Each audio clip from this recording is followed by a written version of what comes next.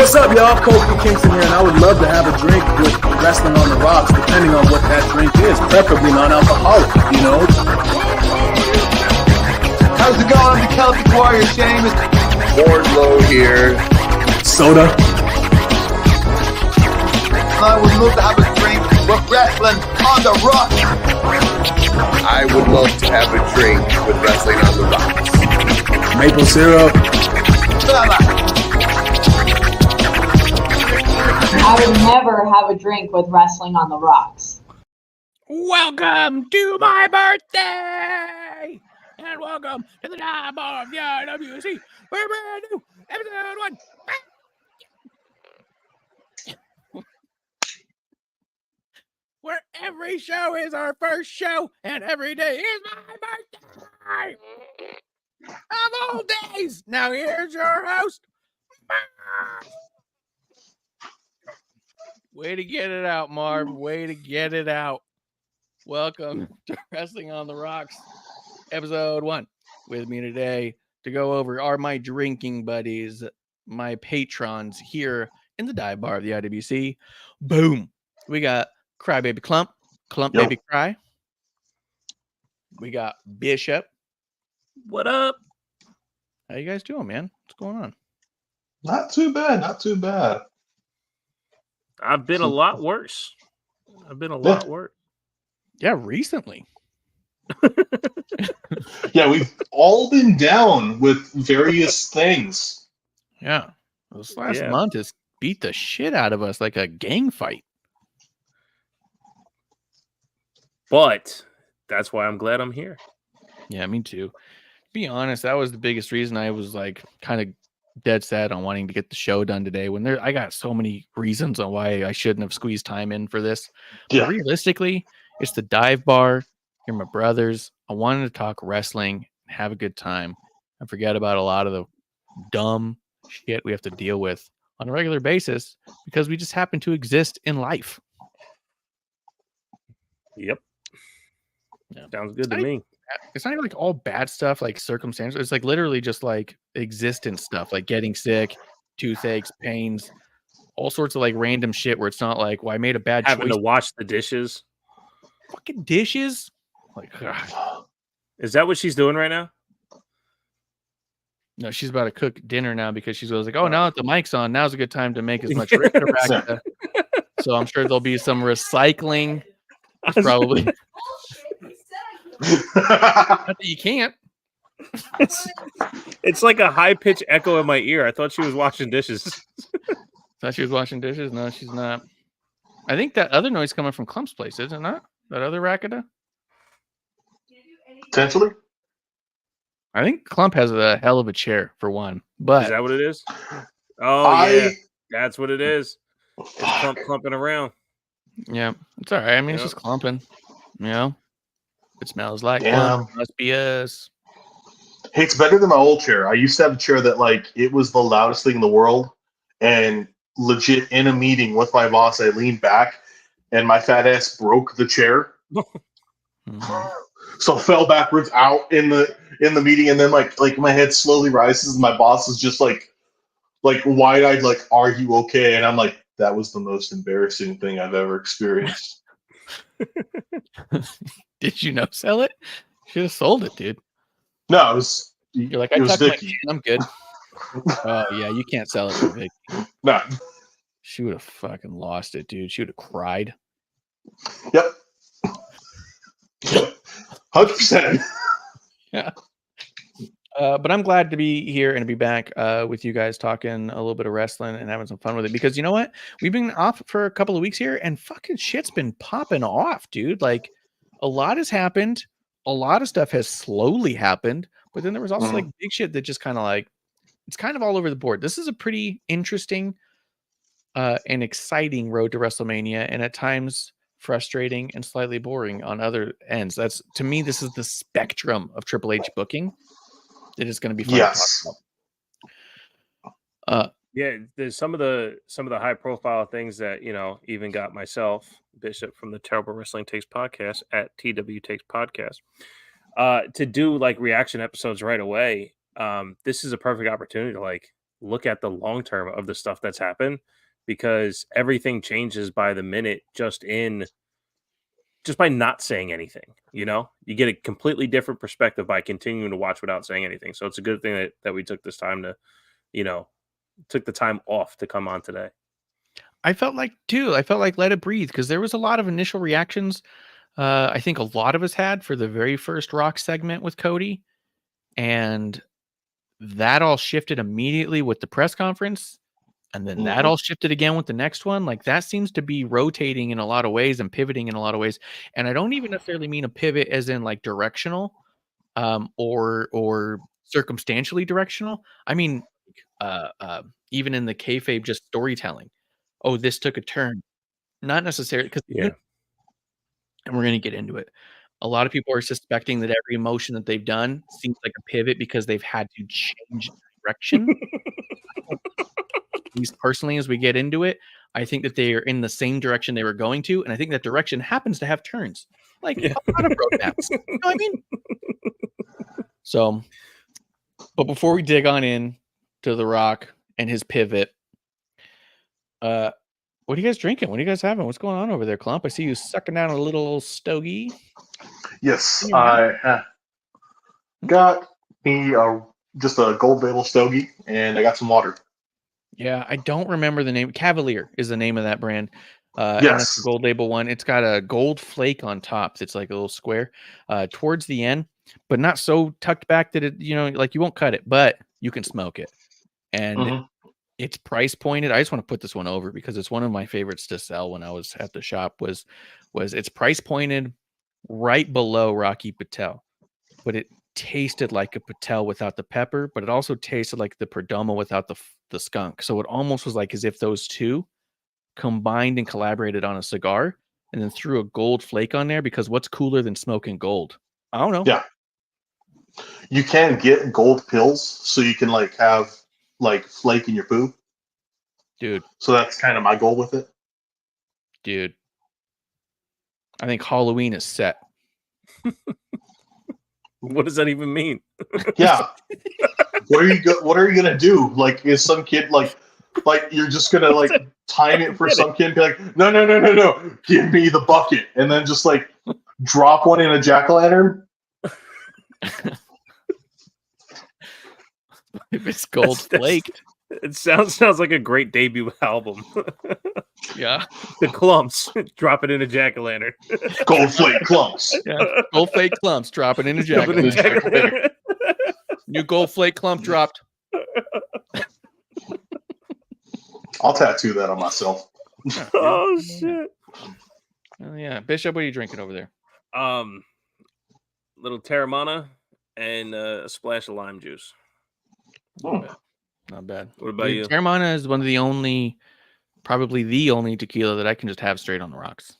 Yep. And that Blanco one is even easier to have than the Reposado one because it's got already a lime twist to it.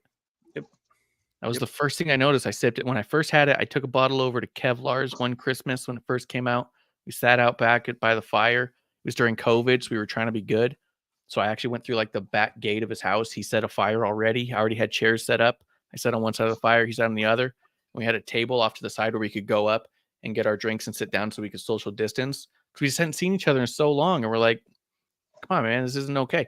So we both had Terramana. I took one sip and I was like, this tastes like it already has lime in it, dude. This is so good. And we just stayed up all night burning shit and drinking Terramana.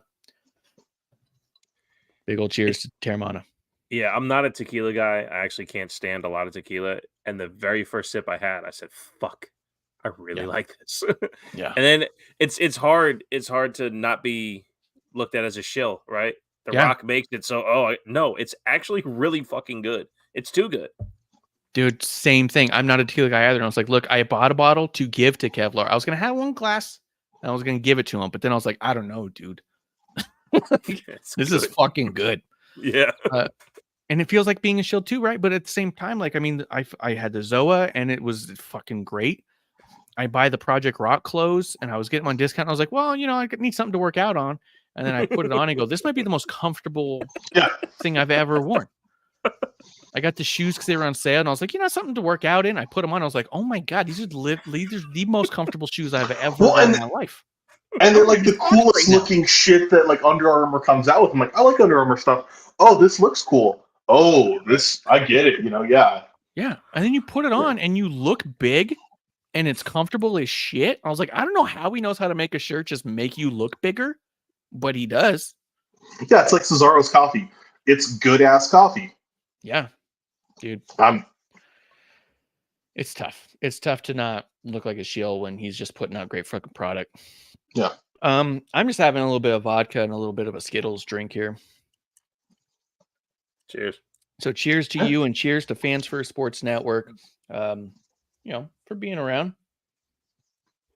Still having a hard time talking to a lot of them. There you go. Is what it is. Cheers to them. Let's see. Before we start getting into just like the things of happening of wrestling today, I do want to throw out a few tears in our beers while we're throwing it on some drinks. Ole Anderson passed away a couple of days ago.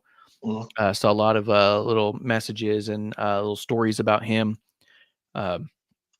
I've never heard of he was a really nice guy, but you can't deny that he wasn't an influential guy and he didn't put business first and was actually really good in the ring and stuff. I think he stayed around so long because regardless of not being easy to work with at all times, he was the right guy to be there at most times. So I don't have a ton of oldie stories other than I was in a car once with a guy who called just some random old time wrestler and started talking shit on Ole together and did it on speakerphone. And I was like, this is fucking weird. It was fun. And then I mean, obviously Ole was kind of before all of our times there, but who wasn't was Virgil. Virgil passed away at the age of 61. When I see the 61, I always think of Roddy Piper. When he did that HBO special, and he goes, "There's no life insurance for us." He goes, "There's no Social Security," and he goes, "I'll never get it." He's like, he's like, "I'm a wrestler. I don't live till I'm 65." Like,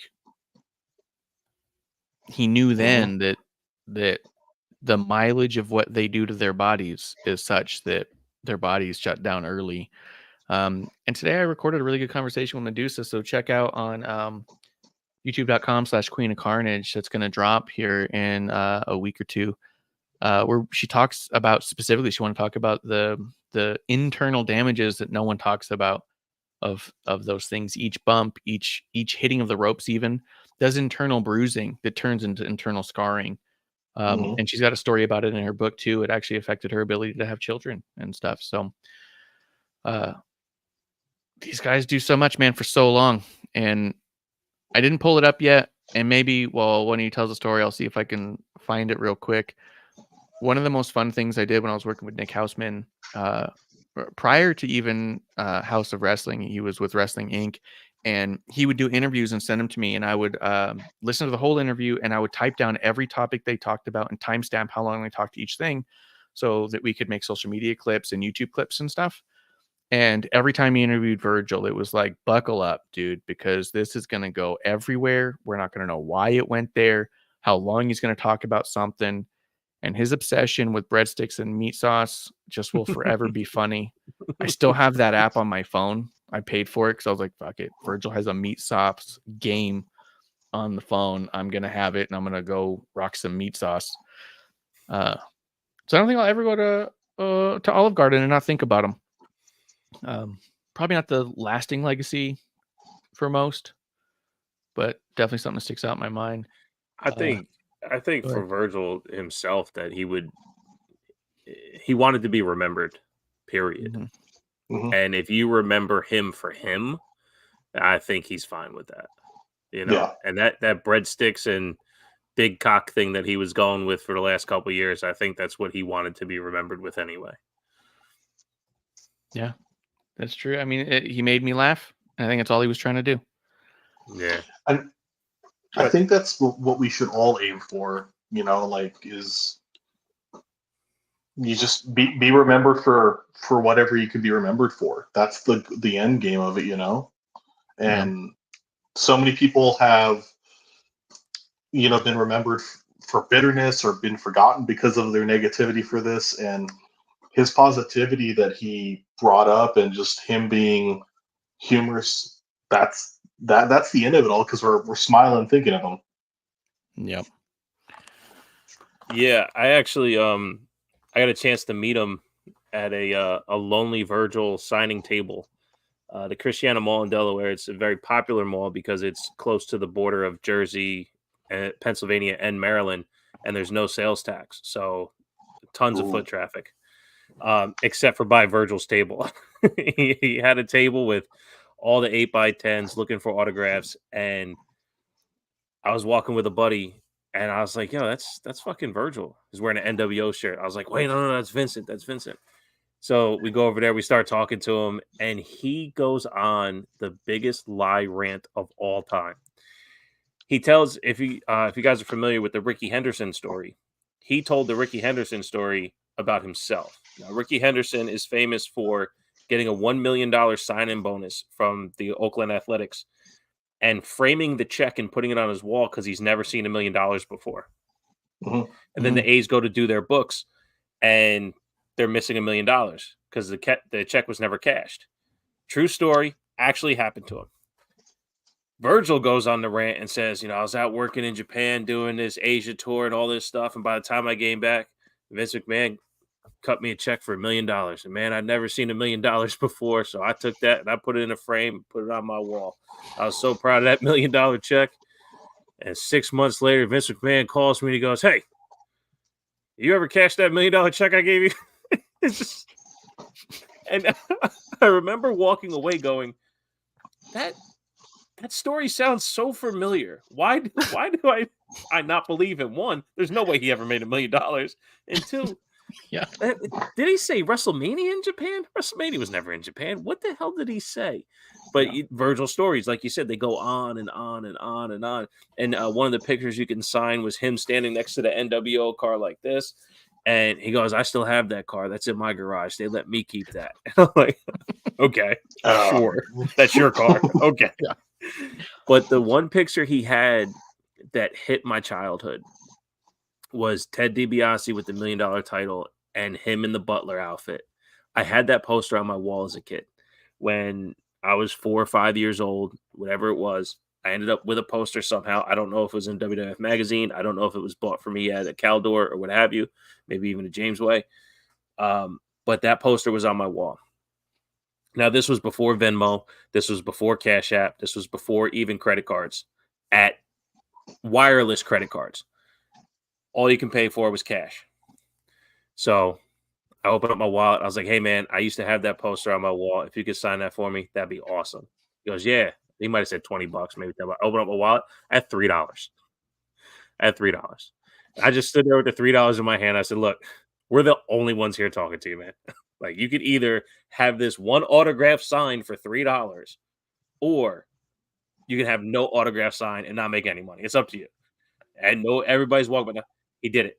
He did it. He sold me the autograph for $3. I will absolutely never forget it. When I get my studio set up, it will be one of the pictures behind me signed. And honestly, the story was so funny because of the Lonely Virgil thing, and the plight of that is funny, but also kind of sad. But when you listen to him on Sam Roberts talk about it and how much he kind of steered into this kid and said, fuck it anyway, like, now I'm going to be able to hang that with a smile. I'm going to be hang that like in honor of, in a thank you to, because he didn't have to. He could have stuck with it. Tajiri, I didn't have $10 for a Tajiri autograph. I was going to pay wirelessly or the credit card, and he's like, no, I can't do it. So I didn't get. He signed it for me and everything, but he wasn't able to give it to me. He could have. Damn. And had he done that, you know, it would have been awesome. It was a dope lithograph where it was him in color and a buzzsaw on the side, and it said Tajiri inside the buzzsaw, and everything else was transparent. It was awesome. I didn't have $10 cash, and he had no other way to pay. But if it was back then, you know, I think Virgil would have gave it to me for free just for standing there and talking to him for 20 minutes, you know? Yeah. So thank you, Virgil. Appreciate it. Yeah, he was a good guy. He was funny. I found my notes here from when Houseman did it, and it's funny because I had to like time code how long he took talking about everything. And the intro itself was 2 minutes and 27 seconds, where he talks about how Misos started. He says he was born in an Olive Garden. He said he was 19-pound baby, but most of the weight was in his belongings. Oh yeah. He talked about Meat Sauce Madness for 1 minute and 50 seconds. Says loves Olive Garden, video gaming, and fuck money, mostly money and meat sauce. Fuck money, mostly money, and meat sauce. Yeah. When I sent these over to him too, I was all like, I don't know what to tell you. This is what he talked about, man. He goes, I know, I did the interview. Soul Train Jones gimmick. He talked about for 1 minute and 10 seconds. Apollo Creed stole my gimmick, took him to court. Donald Trump paid my bill. Donald Trump hasn't paid a fucking bill ever. Come on now. It pays own. Talked about Donald Trump then for 1 minute and 20, where he says he's friends with Donald Trump. Working with Trump was just a regular day. Down with the presidents. Fuck money.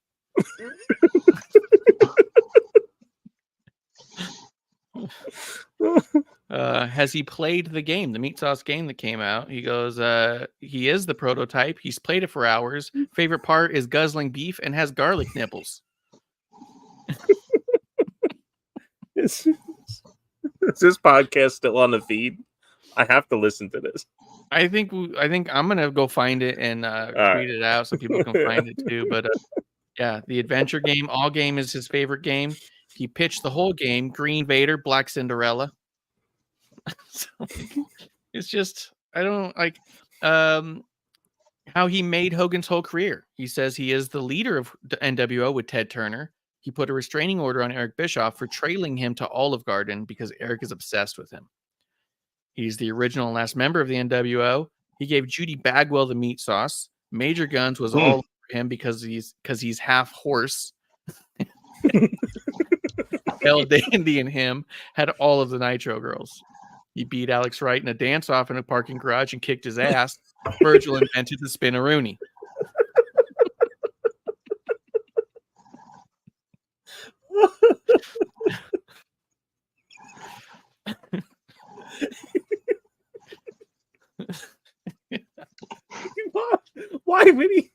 Why would he care to brag about beating Alex Wright in a dance-off? In a parking garage. In a parking garage. So you know it's true.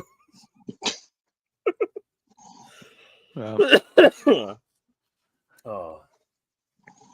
He did in this interview and claim he invented Pfizer. WWE calls him every day to be a head trainer.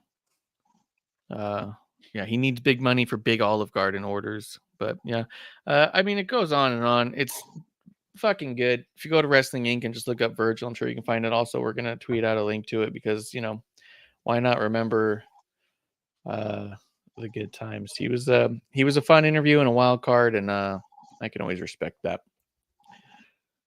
Amazing. He's like the Bobby Bonilla of wrestling.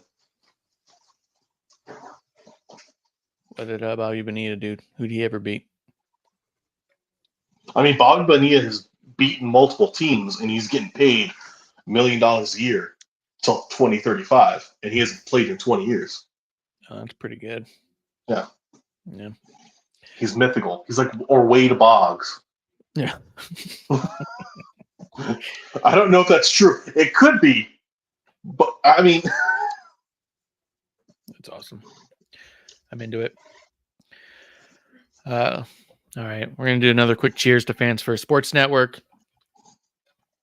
This may never go to air. Let's talk about some of the wrestling stuff. I do want to throw out a couple things before we get into WWE proper. Was Sean Spears has made his big return to NXT? yep. With the chair gimmick, because okay. Here's my favorite thing about it. Apart from I don't understand why he's still on TV at all. I think the thing is this. No one has made the wrong choice at the end of all of his runs. Like every time he's let go, it makes a ton of sense to me.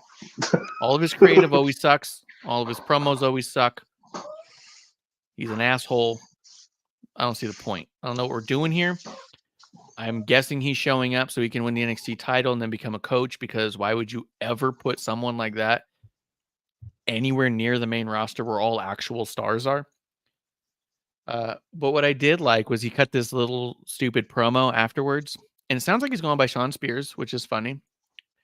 Because he's trying to get, I guess, away from the Ty Dillinger gimmick that was actually over and go towards that Sean Spears gimmick, which never got over. Yeah. Which reminds me of when Alex Wright went to Berlin. It's just not the right thing to do. Yeah.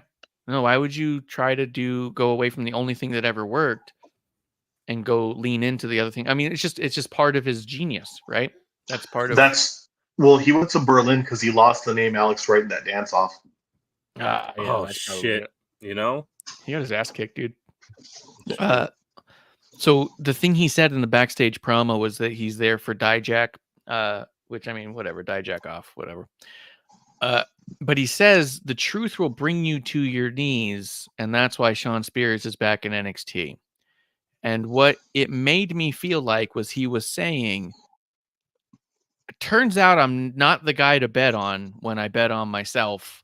So I begged for my job back, and this is what I got. Yeah. That's what it sounded like to me. So. To steer away from Ty Dillinger is such a mistake. We talked about that with Matt Cardona. If he came back as Zack Ryder, it would be the biggest Zack Ryder could ever be. It'd be a brand new fucking everything. Not everyone, and we'll get there. Not everyone's Cody, right? Like it's not. You can't go away, come back, and be bigger. It's just not. It's not for everyone to be that way. You need to tell us why. You know. Also, Cody came back as Cody Rhodes. And he left his, he left his Stardust, but he started as Cody Rhodes. So it's a little bit different, but I mean, he also came back as like the same thing. Spears is going away and coming back and trying to pretend he's a different person. The one thing that makes Matt Cardona different is Zack Ryder left and Matt Cardona became massive. Ty Dillinger left and Sean Spears just sunk. Dude, like fucking nothing. He got fired twice from AEW. Well, not fired twice. They just didn't sign him twice. They must have forgot he was there. And he convinced them to bring him back because he's forgettable. Like, why would you lean into everything about you that nobody ever wanted or liked and not lean into the one thing at the one place that people actually liked because people like to sing along, and you went back to a company with a ton of sing along and you're like, but I want to get away from the sing along. Fine, dude. The good news is this. This is likely the most we're ever going to talk about him because in 3 weeks, we're all going to forget he's there. Right. I feel like Go ahead. Cody, we just said, not everyone can be Cody. Cody needs to tell his friends, not everyone can be Cody, because this seems to be happening to, like, Ty Dillinger and Cody are close. He should have been like, "You're Sean. No, I don't know where you're going to go, but maybe either do this. You're not. It wasn't Stardust. It was the opposite of Stardust. Right. Yeah. That's actually a really good point. There's a really good possibility that he's there because of Cody. Because Cody convinced him to bring him back. Yeah. And it's not going to go well. Well, look, the last I'll say on it is he never got a chance to be as over as his gimmick before. But of what he did in AEW, it's only going to go downhill from here. Because if his performance couldn't raise to the gimmick, and now he's coming into a gimmick that is around his performance, and he's just going to stay here, stay in that little spot where nothing works. So, we'll see. Maybe he can change in ring with this new version of NXT, but I don't see it. And this new version of NXT is so different wrestling wise. A lot of even the new generation, the older version of the newer generation of wrestlers don't quite fit with the newer NXT people. So, No, absolutely. All right. Let's see what else is going on over here. You want to talk about Cody? You want to do it? Talk about the Cody stuff, the Rock stuff, Roman stuff. Let's talk about what everyone's talking about. I feel like this has been yeah. I feel like this is where Triple H has done well. Like, I feel like this has been everyone swerved. This is the story was going to be written. Everything was ready for it. It was never going to be The Rock Roman, but a lot of people got swerved, and I think it's good. It built up a lot more hype for Cody. I don't think he needed it. I think we could have just been straightforward, go to WrestleMania with it being Roman and Cody. We didn't need The Rock in this at all, but hey, I'm never going to say no to seeing The Rock, though. And heel Rock is great. Yeah, I think I agree with you. I think that this was the plan all along. My hunch is because at first, I think we even said, I think we were on right after it happened, was it just feels lazy for Cody to be like, I'll just not at WrestleMania. Here's The Rock. And then it goes, okay, here's Rock Roman. And I was like, this just feels lazy. This feels like you could have done so many things to bring you a reason for any of this. And just felt like that Vince McMahon moment of WrestleMania 36. Charlotte Flair. You know what I mean? Like, put her in the match because we want her in the match. Not because of anything storyline or earning it, but I kind of promised her backstage and now it's here. And what am I supposed to do? Like, that's what it felt like. And so you're like, okay, so this feels like you're forcing something in with no reason or story. And that feels lazy and shitty. I think the big change, I think the thing that they did not expect was how easy it was going to be to get The Rock booed. I think they thought that was going to be a challenge.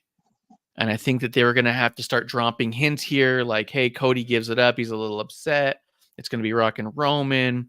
Maybe there's a little tension over here. And I think they were thinking it would take a few weeks of him talking shit to get the crowd to boo. And when they saw it, the TKO thing and the Rocky sucks chants were happening and the we want Cody trending, I feel like they went, oh, that was much easier than we were thinking. Let's reform how we're going about these steps because we don't need to drag it as much anymore.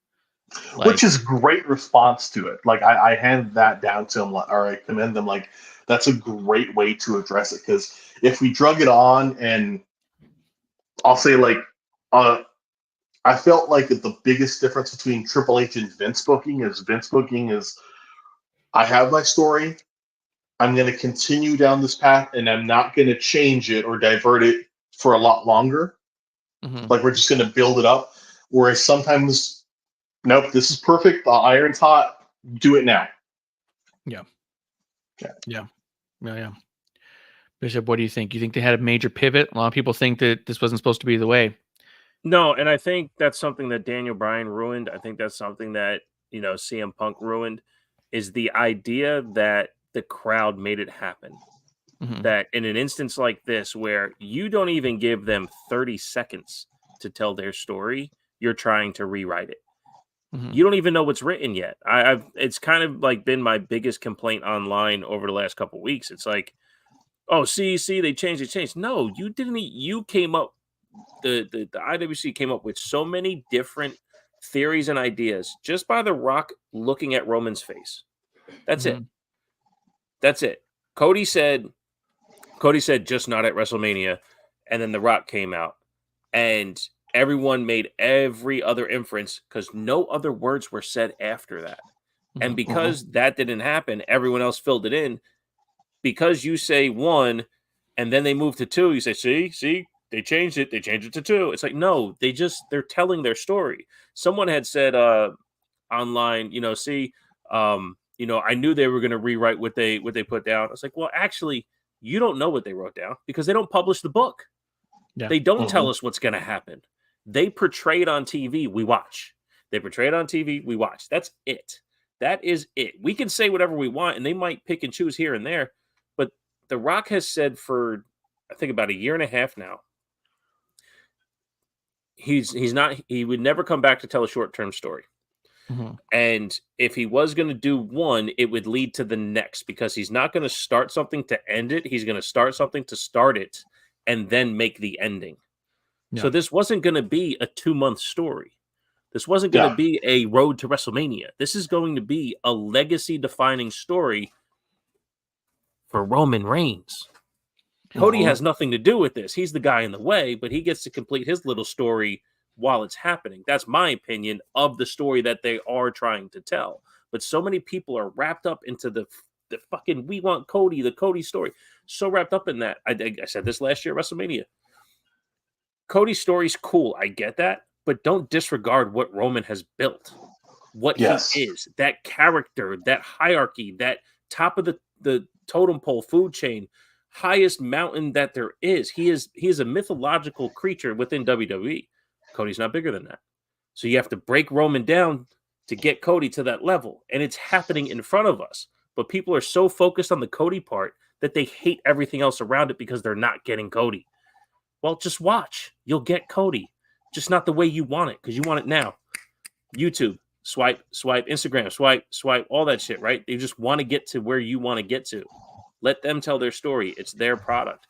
So that's where I think it is. I think this is a story being told around what everybody else wants, just in the way they want to tell it. And it's always been that way. I think even when someone's all like, ooh, I knew they were going to rewrite it, just also tells me that, like, no, you might be just more in tune with where the story's actually going. Yes. Because there's a difference between what they say up front and where they're going. That happens all the time. I'm going to show you this surface level, but beneath the surface, we're taking a small turn because we're actually going to go a different direction than what we're just telling you we're going to go right away.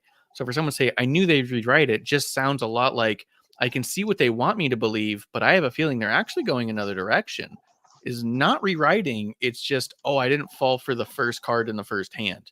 Is this your card? You know what I mean?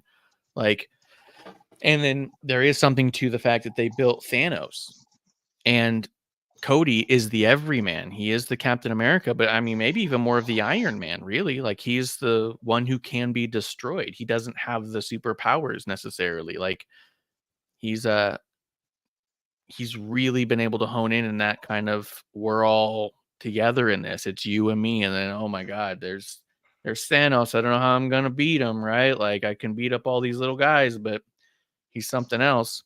I will say that the one thing about the Roman story that I'm just not on board with is that it's been almost a year of nothing really happening. And I saw someone even saying, like, oh, that's they were cooling off the Roman story so they could heat it up with Rock. And you're all like, no, adding the Rock at any time would heat it up. But also what you're telling me is that they weren't really sure what to do with Roman, so they just put it aside, and whenever they picked it up next, no matter what it was going to heat it up. Just happened to be the Rock, which was nice. But yeah, I have a feeling that they've been leading towards Rock and Roman next year this whole time. And we just get to experience the next stage of that here. I don't even know if you have to break Roman down. I probably have to break him down more so than elevate Cody, because I don't think Cody could be more without becoming evil, right? Because Roman had to become evil to become so big and great. And I think in having him lose the belt, you deepen that story with The Rock, because then you have a, who is the head of the table kind of conversation. Like, you're not doing this. You lost. You had everything before you. You still lost somehow. I think it opens it up for a compelling Roman versus The Rock, and I'd like to see The Rock with everyone else. I'd like to see Solo. I'd like to see, or have it disband totally. I'd like to see Jimmy and Jay work their stuff out. I'd love to see Solo separate and it be just Roman, because I think Roman's at the point where he could hold that, position, and The Rock. I don't know where Paul Heyman will work out. I think it'd be cool if Paul Heyman turned on Roman and tried to say, like, well, you're not the head of the table anymore, and Yeah. Either stuck with Solo or tried to peddle his wares with The Rock. I could even see Heyman actually leaving. I mean, it would take a lot of doings, but I could see Heyman leaving the bloodline altogether as it all falls apart, and end up sticking around and being with Braun Breaker for a bit. That he I stays like in that. Breaker. Yeah. Because I could see him seeing in Braun Breaker what he saw in 2002 Brock Lesnar. And I think Braun Breaker needs that. Yeah. I definitely think Paul Heyman has his own story to tell after this, and I think that's a great use for him too. But it's also, again, part of that breaking down of Roman is to get rid of the wise man, get rid of the one who helped skirt the corners, just like getting rid of Solo, getting rid of Jimmy, and all these different things break down the Roman character. And for instance, the buildup of Cody, he just lost the other night, thank God, to Drew, in a way that when he bounces back for a win, you can see the strength build on top of it, right? Break a little bone, it gets stronger. And when he wins the title and continues to ascend through that rank, and then meets Roman again, one-on-one, no interference on any side, then you do think he can win. You only think he can win now because everyone sings his song. I just personally don't see the strength in the character against the Roman, but Roman, who gets broken down, ostracized from the bloodline, no longer has the backing of anyone to even, put the batteries in his back to really overcharge. Thanos without the gauntlet, right? Defeatable. Thanos with the gauntlet. You're taking his gauntlet away. That's what we have to do with Roman to get Cody to that point. That's what I was saying. Like, we get rid of the gauntlet from Roman, bang, he's ripened for the taking in a one-on-one. No excuses, no bullshit, no, oh, he can't. He actually can because the gauntlet's gone.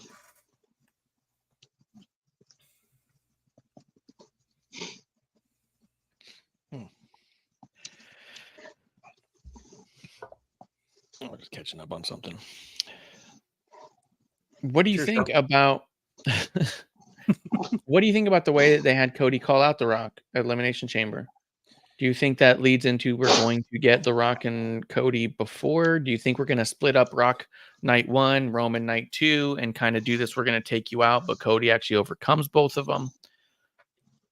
I wouldn't hate that. It does seem a little bit heavy-handed. It does. I would almost rather it have night 1 Cody, or have Cody take the belt off of Roman, and then night 2 be Roman Rock. If you're going to go that pathway. Maybe. You might be belittling the title in the moment of the finishing of the story. Well, and you belittle the entire company by having a last-minute main event, because you could only make that match after the bullshit that would happen on night 1. You know what I mean? Yeah. So. Yeah, that's true. But it wouldn't be like completely out of the realm for me, because you had that whole Jericho, I beat The Rock and Stone Cold in one night, which was you go back and watch it, it's stupid, but it was part of his heel heat, right? This could be the opposite. This could be the Bryan Danielson, I beat Triple H and then was beat in the triple threat in one night. Like, it's not impossible to do and come out on top better for it, but it does feel a little heavy-handed if you were to take out The Rock and Roman in one night. But I think that they're capable of doing it, making it good. I'd rather see that than some other potential So this is my issue with this particular part of this story that they're telling, and why I can feed into the other people who say that they helped change the story that's being told. Cody's words: "I sought counsel from someone who knows you better than anyone else." And then The Rock's music, right? Then The Rock does all his Cody crybaby stuff and does not mention that conversation at all. And then Cody doesn't speak the first time with Seth Rollins. Then when he talks to Seth Rollins the next time they're in the ring together, he says a couple things. But then he calls out The Rock. And I'm like, you finally put The Rock's name in your mouth, but you don't hearken back to that conversation we had before you came out, right? Yeah. And then on this past Monday, he goes, do you know why I don't mention that conversation we had with the last time I spoke to The Rock? Do you know why? Because I was a fan, all this stuff, right? I think one of two things are happening. One, Cody's telling stories the way he always does, very clunky, not that great. Or two, they're hiding in plain sight, and the two of them are working together this whole time. And that's going to be the thing to me, that like they're not covering this up enough, that The Rock and Cody are kind of like, you know, buddy on this. And I think it's a little too see-through right now. It does seem that way. The finger poke that everyone was talking about, where Rock said, "You're gonna leave WrestleMania like the loser that you are," and the camera moved, so he was pointing at Roman, and he shifted his body a little bit, looked towards Roman, and then looked back at the camera. Did seem a little extra choreographed, where like everyone's talking about it. Did you notice? I was like, there's no fucking way you didn't notice. That was as in your face. I also noticed the ring they were standing in. That wasn't hidden, you know? Right. Like when I had the QR code for the White Rabbit, and it was on the fucking microphone that Corey Graves was holding. Did you find it? Yeah. Dude, it was real hard cam. Saw it. Like, yeah, I wonder if that's kind of the thing too, which I think would also kind of muddy and sully some of it, especially if you try to do a Cody Rock match. So I think you have to have The Rock say, we're not doing that. I don't need to. Especially if you're going to have The Rock in any way get involved in the match and potentially cost Roman, which I don't think they should do. No. I think they've done way too much of Roman not getting a single solitary win on his own merit for too long. That for him to lose against his own merit makes Roman more of a pawn for this entire championship than anything. And I think that he started off so dominant that it was really solidifying something in the past like year or two. Was kind of like, well, I don't know what we're proving now, you know? Well, and for Cody, it just takes away everything. He needs this needs to be clean. Mm-hmm. Yeah, like to WrestleMania. If you're not going to do anywhere else, we need clean wins and losses at WrestleMania. I feel like Good. Sorry to cut in, but it just popped in my head. If the way it could be clean is that Solo tries to interfere, but The Rock stops him. Could be. So the 1, 2, 3 happens. So that's clean enough, right? Yeah. I like that. That would be okay for me. I think that would be decent. Yeah, like I just don't want it to be like a bunch of bullshit and then like full on rock bottom of Roman in the middle of the ring. Yeah. Yeah, I don't want some shit like that. It'd be cool if after he lost, Rock gives Roman a rock bottom. Like, yeah, that's fine. Although then you start getting, and it's probably fine and probably will happen anyways, but you will be getting in that territory of The Miz winning the main event of WrestleMania against John Cena, and every single clip of that WrestleMania is The Rock standing at the end of it because he put down John Cena while The Miz walked away. The main event was The Rock, and it just so happened that Miz had a match before it. You know, yeah. And so you could end up with that again, where it just undermines the Cody finishing the story, because you want the boyhood dream has come true moment, not the Miz beat John Cena at WrestleMania moment for Cody. You know, to me, the big giveaway that this is definitely what they've been planning the whole time was the moment that The Rock goes, "You had the biggest main event of all time in the palm of your hands, The Rock versus Roman.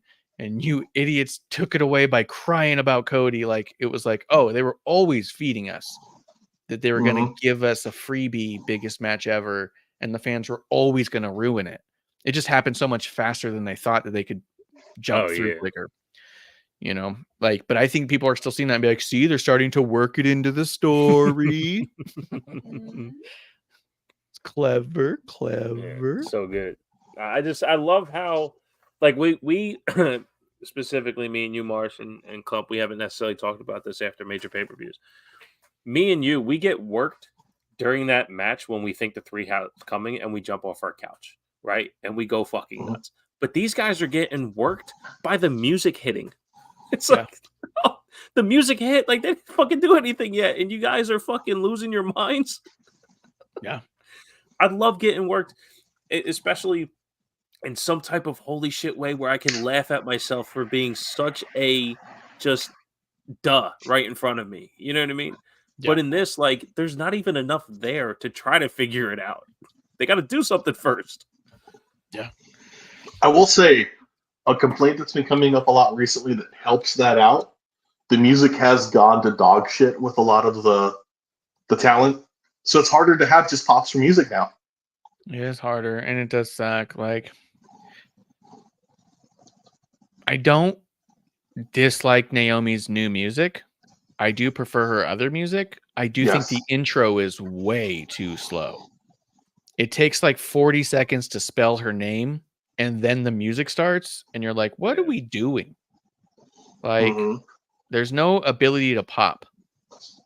That's what that was the half bummer about Royal Rumble. I mean, even though I cried twice, once live and then once on the rewatch, by seeing her come back, but if it just I'm a May, like if that hit right away, I'd have lost my shit. Would have thrown everything. Like, I thought they did play that song. No, they played the new one at Royal Rumble. They played the new one. Yeah. That's because they had the pan to the jumbotron, and when the neon end came up, I was like, "Oh my god!" Because I didn't know what the song was.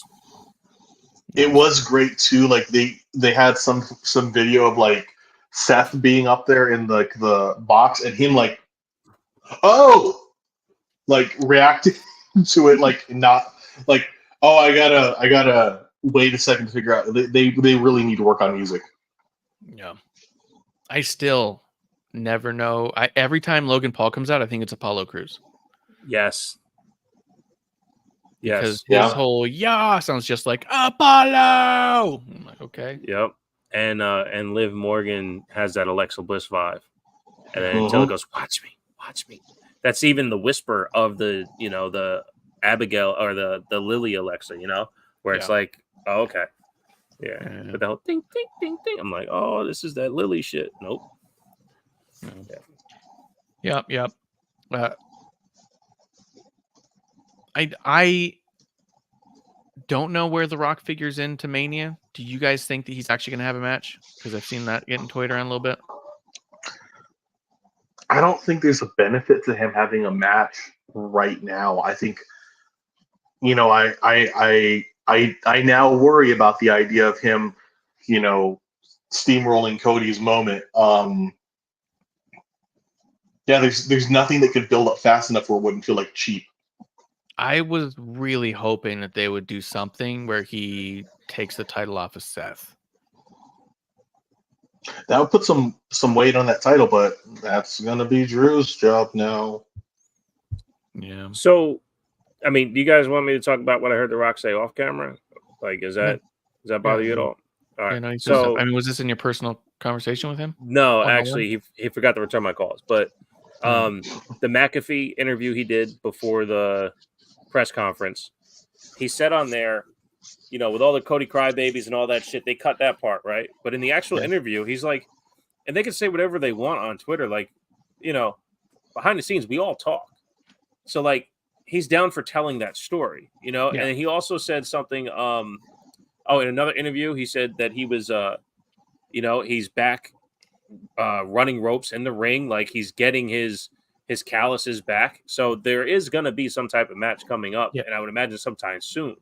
But of the things that I've watched, even his tweet response to the guy who tried to slander him about the Hawaii stuff when he was getting booed, you know, he broke kayfabe on that too. He's like, in this moment, I turned heel. It's a wrestling version of X, Y, Z, all that stuff, right?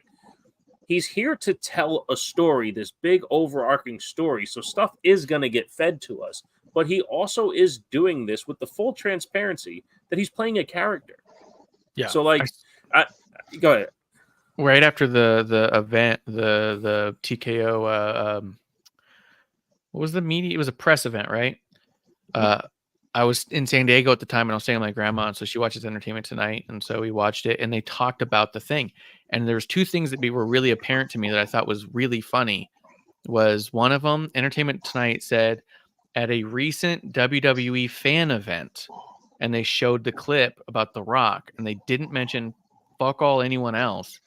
And they are interviewing The Rock about something else that he's got coming up, and I don't remember what it was. And they made mention of the thing, and he kind of smiles, and he's all like, in the wrestling parlay term, I was turning a bad guy there. I was healing on the audience. And he's like, it's what we do. We get the audience riled up. And like, he was smiling and breaking down the fact that he's a bad guy on that fan thing for the WWE, which I thought was crazy because from the inside looking out, we're like, what a massive massive like press thing for all the legitimate sources. This is going to be huge for the mainstream, and the mainstream goes, look at the cute wrestling fan thing they did with one of our stars. I got something to go off of that with. Get off on me, Clump. All the pressers that have been in Australia, I salute the hell out of these guys for having to deal with all this bullshit where it's like every asshole reporter in Australia, and this isn't just for wrestling. They do this. It seems like their entertainment reporters are like taught, hey, why don't you be an asshole, or you're going unprepared or ask the dumbest fucking question, and just I'm surprised somebody didn't get arrested or somebody didn't get properly slapped, like with Grayson Waller, with Austin Theory. You know, it's like, can you guys just like treat this with a little bit of respect? You're bringing these people on, you know? Yeah, I wonder about that, and partly because there was a Australian. Like, my wondering is, the thing I don't get is this. We're on the other side. This is the AfterPerth. And you're a wordsmith, my friend. Yeah, we're on the outside of it now. It's the baby goop. They didn't do anything with all that. And my reason I'm saying that is, in the AfterPerth, I noticed that they did that with Waller and LA Knight. They did that with Austin Theory. And there was an article that came out in a local Australian thing where it said, and an employee of the station, a Miss Kay Fabe, mentioned that she thought a real fight was about to break out. And I was all like, what? Like, so you guys phonied the whole thing and then gave it away to the people who would catch it the fastest? Like, what the fuck is that? So I thought, well, they're clearly building something, I guess, for the Waller effect, to have some of these media guys come out and wave at the crowd and, you know, get a little spit on them or something. And they did nothing with it. So now I'm all like, why would you A, be a piece of shit and talk down to your guests, or B, phony up a scenario where you have these things going viral and then do nothing with it? Yeah. Like, both sides, I'm like, what are we doing? Right. So yeah, it's a shame. We talked about it the last time, you know, when the lead up, the pre-Perth happened. And I mean, again, maybe it takes The Rock saying it a couple more times where it's like, okay, we know you guys are playing characters, not wrestling's fake. You know what I mean? And that would at least give it some type of fucking like cachet with mainstream media. but Mhm. the shit's popular as fuck right now, and Mhm. it's so good. The fact that there's still a lack of respect, I think it's just a matter of, not tuning in, I guess. I don't know. It's fucking weird. And maybe it's an Aussie thing. They say that it's not easy to get out of Australia wrestling, so maybe the scene just isn't that big. But I've had enough of it, Well, they've done it in a lot of other kind of venues too. Like there's a famous Australian reporter who he went to interview Adele and knew fuck all about, like he had done no work in advance of the interview, and like she called him on it, and it was like kind of great to watch. And he issues this giant apology because I'm not gonna like basically she called off the interview like midway through. Like so it's and this was like their equivalent to like Good Morning America for Australia. Yeah. Like it's I don't That know what would it be is. legit as fuck. Yeah. Yeah. And I thought LA Knight handled that great, and so did Waller. Like, that was fucking crazy. Oh yeah. Broadcast, podcast, and gaming coming through saying cheers. Cheers to them as well. Speaking of Cheers. Australia media, Are they from Australia? yeah, I tell They you came that to every check time out they our pop up. AfterPerth? Yeah, No, they're not. It's not upside down. Yeah, that no, cup it's is very the tight up. other direction. Why would they put a coffee cup and not a shoe? Same Maybe sames, they right? will. Maybe Yeah. they will. Here's the thing I don't get. The shoey. Nothing about it do I get. You're For actually one, supposed to use someone else's shoe and have them spit in it. so it gets worse? Yeah. Yeah. What? Like, I mean, for one, I'm surprised that there's that many shoes out there that actually can hold beverage. I would think that they would seep right out, canvas and such. Yeah. But they don't. But maybe it's just so slow Dude. that you got to drink fast, right? When Rhea did Can it you- in a Chuck Taylor, I was like, how is it not all over her hand? That's what I was saying, dude. Yeah. I was impressed How- by the shoe's ability to do that, but Can you get athlete's foot in the mouth? yeah, you can get If you're athlete's doing mouth. it right. Yeah, yeah. I just don't get the thing. Like, I can't even imagine being so drunk and I'm like, give me your shoe, I'm gonna drink out of it. Oh, wait, spit in it first. Yeah. Yeah. Spit in it while I crack my beer and get it in there. Yeah, the fighter Tai Tuivasa, who did it with Grayson Waller at the event, he was at a press conference after UFC, and he's like, "Oh yeah, I had to get the guy to spit in it first. Like that's the right way to do a shoey." It's incredible how savage they feel like going. No offense to the term savage. Yeah, it's intense, dude. It's crazy, and I don't understand it one bit. I mean, I just don't get it. Like, I get the German boot thing, but it's glass. It's not actual Right. boot. Das So- Boot. That's a boat. Das Boot. Yeah, Beer that's Fest, boot. man. That's what they said in Beer Fest. I just watched it like a week ago with my kid. He's 9 years old. He loved it. Yeah. He started watching Tacoma FD on Netflix, and I was like, Okay, I got it. if you like these guys, guess what? Yeah. There's a whole list of movies. So we did Super Troopers first, then we rolled into Beer Fest. Yeah. But the first time I watched Super Troopers, I was like that age, like 9, and I was like, this is the best thing ever. And my mom just sitting there next to me, mortified that that I conned her into taking me to a theater to watch it. That's fucking funny. Was there anything else about Rock, Roman, Cody that you guys wanted to get to? Because I'm trying to think, and I know that you mentioned Cody took that loss, which I thought was decent for him to do as well. But it was more building the evilness of Drew McIntyre playing dirty than it was really highlighting a loss of Cody, other than that Cody could be had, you know? So Yeah. the only problem I have with that theory of Drew playing dirty, the stuff is happening around Drew, where the bloodline orchestrates the interactions, right?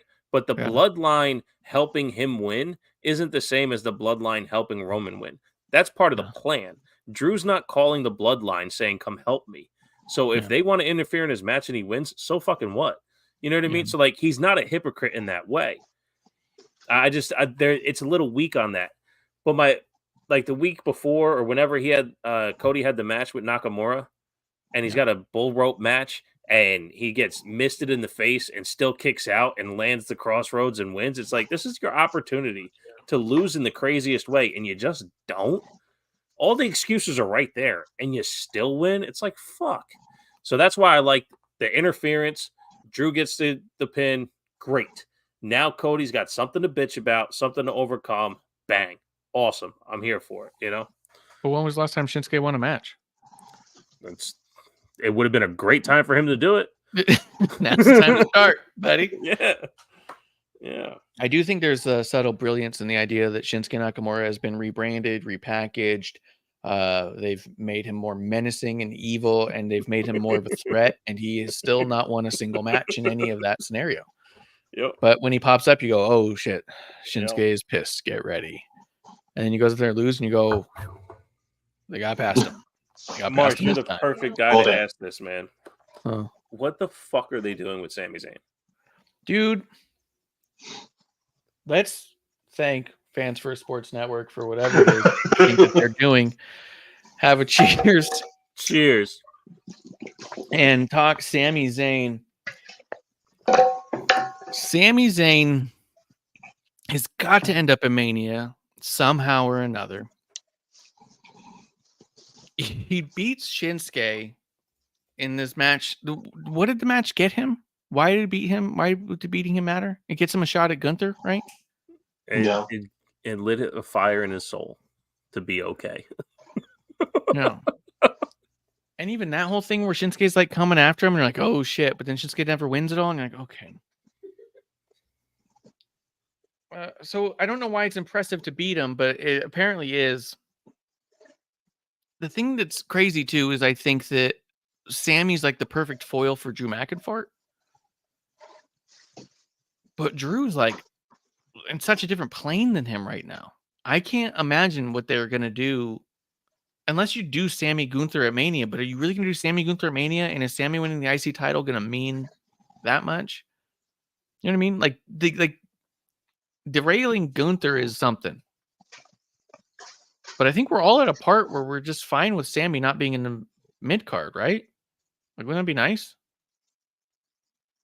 Like, he's proven it for the last several years that he's a main eventer. Yeah. The last thing that the Bloodline did that was great was Sami Zayn. And the best thing they did before Sami Zayn was get to Sami Zayn. It was the best story arc they had, apart from maybe Jay. What did Jay Uso do this week? He did something.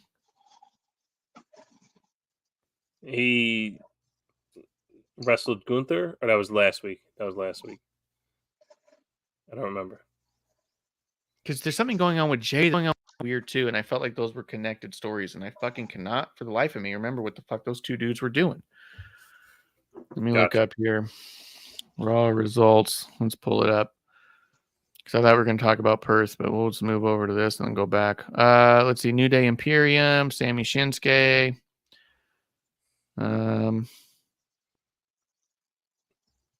Cody Grayson. Yeah, Jay got interfered with by Jimmy 2 weeks ago, and then that's what I was thinking of. Did we talk about that? Yeah. The Jey Uso interference match? With Jimmy. Yeah. No, dude, that fucking pissed me off too. Yeah. I don't mind people getting, like, if you're going to interfere and keep the story going and all that. But the idea of Jimmy ringing the bell and the referee being like, guess the match is over, in the middle of a count where no one's moving, and then the ref goes, oh, wait, that's Jimmy. Well, I guess the match keeps going. Like, it makes no sense from an officiating standpoint that you were counting. You know, you call for the bell. That's your job. Uh-huh. So you call for it. The bell's ringing. You keep counting. Right? Especially if you're at 2.5. Why would you not go 3? What's that ringing? You know what I mean? Like, why would it stop you counting so much as to actually determine the match end? It made the ref look so stupid to me, and it didn't make Jimmy look clever. I would have preferred if Jimmy just ran over and hit the ref with a hammer from the bell. Yeah. Like this ringing the bell and it ends the match makes no fucking sense, dude. I was like, so the ref's an idiot? It's a good what the fuck is going on. I mean, it popped me. I get, look, you're wearing a ref shirt. I get it. All right. I get it. But it was a great, what the fuck was that? And the ref fell for it too. How many times have they used refs' fucking discretion or whatever? Remember when Roman and Brock had that match with the cage and they brought out the ref the next night to overturn his decision because the ref's decision is final? They've already stipulated that the ref can make calls to end matches or to continue a match or whatever. Why would the ref not look up and be like, oh no, that was a 3 count? You know what I mean? Because he Like, it didn't just makes no actually hit the fucking sense. 3. Got to hit the 3 to make it a 3 count. The dude also didn't move. But either way, Sami Zayn, I don't know where the fuck you can possibly go with him here. And I don't think they're going to turn the Seth match into a multi-man match. Do you? No. I mean, it be a hell of a stretch to do it. I'd be okay with it, but it's a lot to build up rapidly. Yep. I'm looking at it too, and it doesn't immediately lead him to Gunther either, because I think they're doing Dominic and Gunther, which is so fucking funny. Yeah. This feels like the worst position that Sammy's ever been in, and I feel like that Sammy's character is constantly one where he rises and has to start over. But other characters don't have to do those. And that's what I was getting at. I mean, we saw peak Sammy last year, and I understand booking is part of it. But did his rise end when he lost to Seth? Like, he should have beat Seth, and then we could have had a lot stronger Sami Zayn right now, because his character flounders without success. Yeah. And not only would we have a much stronger Sammy right now, we'd have a much more important heavyweight championship right now. Because if we had the same exact matches Seth is having, but Sammy was actually the champion having those matches and winning, it would be like, God damn, Sammy's fighting for his life to keep this title because it means everything to him that he's finally got this title. Where Seth constantly winning with this title that he's trying to prove is a workhorse championship undermines the concept of the importance of the championship to begin with. I'm a workhorse champion. I am the one who will establish this by having a bunch of matches that I will win as I accept matches with people that I know I can beat. Like, you're not making the title seem important. You're trying to make yourself seem important and hope that the title comes along for the ride. And I know that there's a difference between man makes the title and the title makes the man, right? If a title's already established, getting to it can make you. If it's not, putting it on somebody who bestows an importance upon it makes it important. He didn't bestow the importance on the title. He bestowed the importance on himself. I will win a bunch of matches while I'm holding this thing, and that will teach you this title matters. Where if Sami Zayn had it, it would be, this is everything to me. I've never held one of these. He probably would have cried when he won it. I think I don't want to let this go. Yeah, and I think it's the Jericho Hangman of it all, right? Like, yeah. Okay, Jericho wins the title, but doesn't need to hold it for so long. Maybe if Hangman had an immediate rematch, 90 days later, 60 days later, you build both at the same time, the title and then the man. Where, yes, Seth can make the title, but then the title could make Sammy, then Sammy continue to make that title. Because that's what we missed after WrestleMania last year, was the solidification of Sammy. Because Sammy's solidifying would have happened at Seth winning that title. Yep. And because he didn't, now Sammy looks like pre-conspiracy theory Sammy, where it's like, is he going to win? Is he not? Is he going to win? Is he not? And he just so happened to have the conspiracy theory pulled out of his ass to be able to, tell a story for himself, Yeah. And it really feels like, all right, well, we've moved on. And so what do you want to do? And I guess wrestle my friends. Like, right. It seems weird. I don't know. I mean, I guess the WrestleMania can't be all main events, right? So there's got to be other matches. So he'll probably end up with a match on the card somewhere, but this I is don't one we know. can blame on booking, right? Like a lot of people Yeah. want to say that this isn't booked well, that's not booked well, and we don't fucking know what's going on, right? But Yeah. there's an obvious descent for Sammy, and it seems like it really just hit a flat line at losing to Seth. Yeah, absolutely. I think so because I feel like that he had the best promos against Drew. He had the best promos against Seth. Like he's constantly killing it at a high level in anything they ask him to do or anything that he's even remotely a part of. And yeah, he's still having an okay match with, I mean, it was a good match with Nakamura on Raw that doesn't have any stakes to it. And where are we going, you know? Right. So I don't know. I would have put him in Elimination Chamber even. Having him in the chamber would have kept him up in that kind of conversation, but it just did, man. It's a bummer. What do you think, Clump? I agree.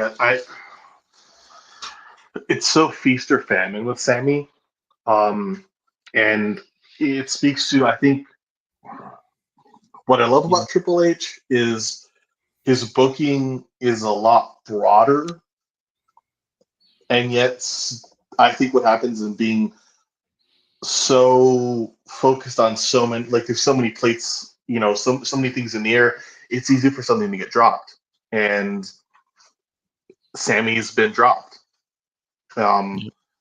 He should be. He should appear somehow. I mean, maybe they'll do maybe we'll announce there's a number one contenders match for WrestleMania 4.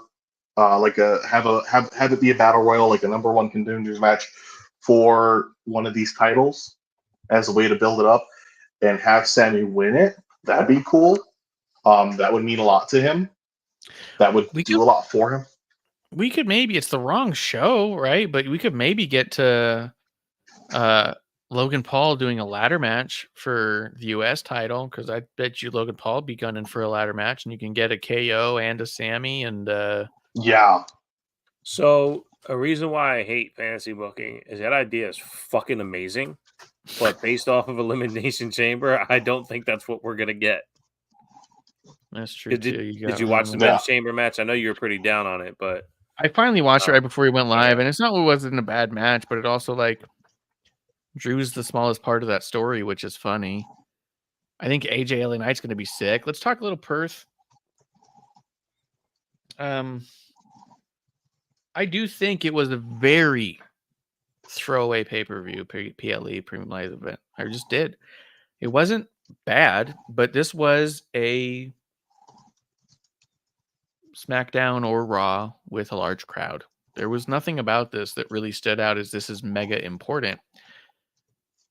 I have a big problem with the Women's Elimination Chamber match outside of the bubble. In the bubble, the match was great. The women were awesome. I loved how the whole story was told within the confines of that chamber. The match didn't have to happen. Yeah. And it really actually, to me, undermined the whole match that we wasted an Elimination Chamber to put Becky in the match with Rhea. And I don't know if winning maybe it is to the performers. Maybe winning an Elimination Chamber match means something where it's part of their, I won the Royal Rumble, I won Elimination Chamber. Maybe it's part of their little accolades they like, right? But if you ask me, looking at it just from a kayfabe standpoint, you have Bayley challenge Io. She wins the Rumble, she challenges Io, boom, that's done. Well, 2 weeks prior to that, Becky cuts promo on Rhea and says, I need to beat you to prove I'm still the man. I don't know if I can beat you because you're a fucking beast. And Rhea goes, I also want to face you at WrestleMania. I hope you win at Royal Rumble. So that was asked and answered. And I don't know why in storyline, the moment that Bayley says she's going for Io, the next week when you had Nick Aldis and Adam Pearce and Triple H come out, and Nick Aldis says, well, we all held counsel and decided that how we're going to determine the number one contender for Rhea Ripley is by having the Elimination Chamber match, which A, undermines the whole concept of anybody watching the TV show at all, because you do that every year. You didn't just decide this, you idiot. Matter of fact, the second that Bailey won, it was okay. So the Elimination Chamber is going to be for the number one contender of Rhea's spot. That's a given. You could be clever instead and say, we held council, and instead of doing the obvious thing we do every year, instead of saying, we just don't know how we came up with it, don't know how we do it, but we just now decided we would do the same thing we've done for 4 fucking years. Genius. But apart from Nick Aldis being a dick, I'm kidding. He's actually doing a really good job. He's killing it. But apart from him being given that line, I don't know why you wouldn't have Adam Pearce come out and saying, look, Bailey has given her choice. Rhea needs an opponent for WrestleMania. And 2 weeks ago, I heard her accepted a challenge from Becky Lynch right here in this very ring. Roll the tape. Boom. You roll the fucking promo. Asked and answer. There it is. How do you get out of the Elimination Chamber in Perth, you might ask? Good question, Clump. Fucking put the women's tag titles in it. That's how they were determined to begin with. Say, you know what, Kabuki Warriors, you're in the chamber. And you know what, Indy Hartwell and Candice LeRae, you've got no fucking reason to be on this whole fucking pay-per-view. There's no reason for you to be out there at all, but we're going to put you there because it's Australia. Boom, in the chamber. And then you've got Candice and Caden. You've got other teams that have been building that you can pop in that chamber to give a bunch of these women the chance. And also maybe, I don't know why Bronson Reed wasn't in there anyways. If you're going to put Indy out there, which by the way, rough. She's another one that plays really well on the smaller stage, you know. She deserves to be in NXT and be the star she can be in NXT. And when she hit her peak, she was drafted and won the title and broke her knee at the same time. Like, it just, you know. But at the same time, if she was in a big Elimination Chamber match with a bunch of other women, it would have protected her and it wouldn't have exposed her the way she was exposed in that. And she's a really good athlete too. Like, yes. We talked, you know, before the show, you know, a couple days ago about Elimination Chamber, and I didn't want to defend her because I saw exactly what you saw. It's just a fucking bummer because she actually is like a really talented person for being as tall as she is. You know, Yeah. I mean, we see it with some other taller women who aren't athletic either. But I think she's a great athlete. It's a bummer. It's a bummer to watch her not perform well. And she's so passionate and she wants it so bad. And so I want it so bad for her. But then you put the spotlight on her when she's not ready and it's not fair to her. So hide her in a group of fucking 8 women, 9 women. And then you go, okay, cool. She's mixing in there well, right? So that's how I would have done Elimination Chamber. Make it for the women's tag match. So that awful kickoff match wouldn't have happened. So it would have made sense for there to be an Elimination Chamber match with some of these people. And because Becky already asked and Rhea already answered. So it felt like a big waste of time. If anyone else won, I'd say that's interesting. That's cool. If it was Liv, I'd be like, oh shit, there's a story here. But it wasn't. Yeah, we were rooting hard for Liv, just based on the story they were telling inside the chamber, right? Like, as she was trucking along, it's like, holy shit, Liv's really got it. And the missus and the kiddo, they both set off jump like, oh, we really want Liv to win. And I just tacked on. I was like, look, I only want Liv to win because they've been telling us it's been Becky for months. And I just want to see something different. So it is a bummer that they didn't take the opportunity to make a turn. But to your point, even the fucking face-off at the Las Vegas event deads the match at Elimination Chamber. You just didn't need to do it. Sorry, Clump, for hogging all the time. Go, Clump, hit it. No, you watched it, right? No, I didn't. I saw I saw the highlights of it, but it was everything I saw. I was like, I feel like I've watched the show. I watched bit by bit over the whole last week, and I finished it today. And I was watching like Raw and SmackDowns and stuff in between because I was just all like you. I saw the highlights, I saw the results, and went, I don't see the point in watching this show. Yeah, and it's a bummer. It looked the Elimination Chamber to me, like, I get the concept of it. I get the design. It doesn't feel as... It's never felt as fleshed out or as brutal as I think they want it to be. Yeah. And then it comes off like a great car wreck, which, okay, cool, but I feel like War Games is a better car wreck. Me and Kevlar were talking about it too recently. We really feel like Elimination Chamber's lost its luster. Yeah. It's too forced now. I mean, a part of the whole thing too was Nick Aldis saying what he had to say, and it wasn't his. Well, I think they moved it to the wrong part of the year too. Putting it between Royal Rumble and WrestleMania and making it the only one, I don't like it. And it's like you said, it's a forced issue to get the number one contender in there. So this is our new number one contender pay-per-view, which is a real letdown. Instead of Fastlane. Yeah, instead of Fastlane, Roadblock, those cool ones too. So I mean, I agree with you guys.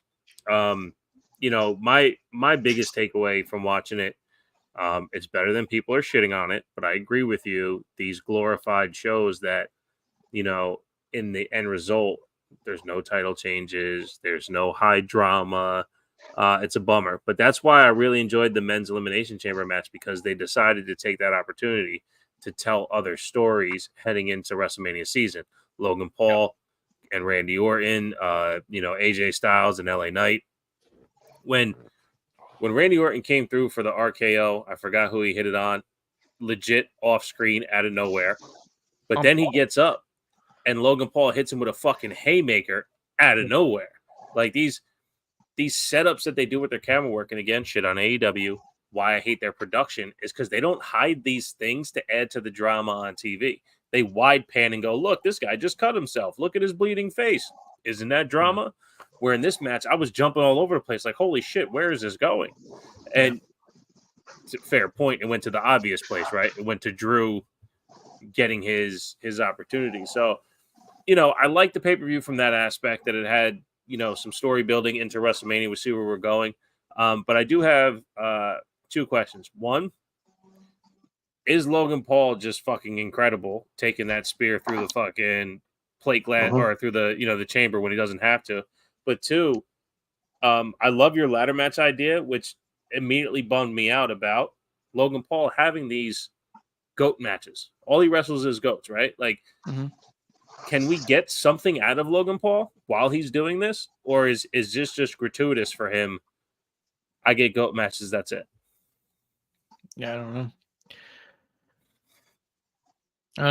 I mean, I think that we could. I don't know. It feels like he's here more than he was for a while there, so I think that we can get there, but it doesn't feel like we're getting there this year. So I don't know. It felt a little, like you said, it felt a little too obvious. Like you said, they're doing the stare downs. You start looking at the promos and you start going like they're having these tournaments to figure out who should go in the elimination chamber, as opposed to having 6 fucking feuds with the champion, where you go, how are we going to settle this? You all have a legitimate gripe. You all have a reason to have a shot at this guy. There's got to be a way. There's got to be a structure. There's got to be something we could do to figure out who's the one. But instead they go, elimination chamber, how do we figure out who goes in it? And you, okay, well, I mean, you gotta do it right. Yeah, Triple H already went through and got rid of the Hell in a Cell pay-per-view because he says it undermines the importance of the Hell in a Cell. All right, well, what do you think you're doing over here with this one, buddy? You know what I mean? Like, but that's his baby. He created it.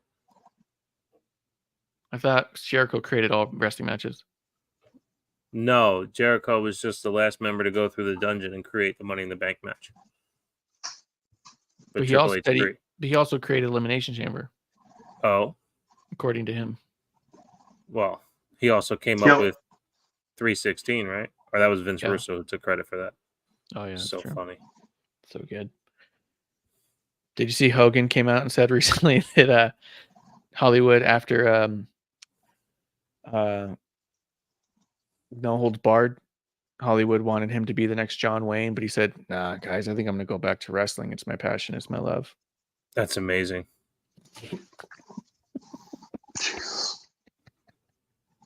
Dude, I knew I couldn't listen to him anymore when he said, I went to Vince McMahon with this idea that I would be Triple H, Hollywood Hulk Hogan, and because I started doing the Nanny and Mr. Commando or whatever the fuck, Suburban Commando and all that shit. I was like, dude, of all the things I heard you say, like, some were plausible. But the Triple H moniker was something he could have even done as Hollywood Hulk Hogan because he wasn't called Triple H yet. Hunter Hearst Helmsley was not called Triple H yet by the time NWO Hogan happened. Yeah, so, correct. Like, it was still possible. Yeah. Get your timelines right there, Mr. Hogan. So good. Gotta love it. R.I.P. Virgil. Fuck, man. That's the way you end that. Yeah. What else is happening on these shows? Let me look. Oh, dude, here's the other deal. I gotta ask you guys. Well, for one, Dominic's doing great work. When he went to go get the mics, when Judgment Day went out there and stared down Imperium, I don't know if you noticed this. When Dom walked around them to get the mics from the guys on the side, he walks around, looks over towards Kaiser, and blows him a kiss. Like, that's some prison shit right there, dude. That's fucking good. But that's been cracking me up. Look, we all know Rhea's great. Yes. Can we be honest with ourselves and tell me what made Rhea versus Nia Jax the main event of Elimination Chamber? It was in Australia. Yep. I just don't think that when someone is so good, they should appear like a token of any kind. I don't want to see charity case positioning. What's that, Clint? I think it was because they were so pissed at how they'd been treated by Australian media. They were like, you want this? Cool. Here's a fuck you match. Yeah, they're like, you're going to wait all night to see Nia Jax. Yeah, yeah. Because here's the other deal. Prepare for the waddles of the meat planet. Yeah. I heard this match was good. I didn't watch it. I would never. And I heard someone say it was easily Nia Jax's best match for her entire career. And I believe that to be true. I believe that. My text thread to see if that was me that said that to you. I got it in a group chat. You might have said something similar to it. Yeah.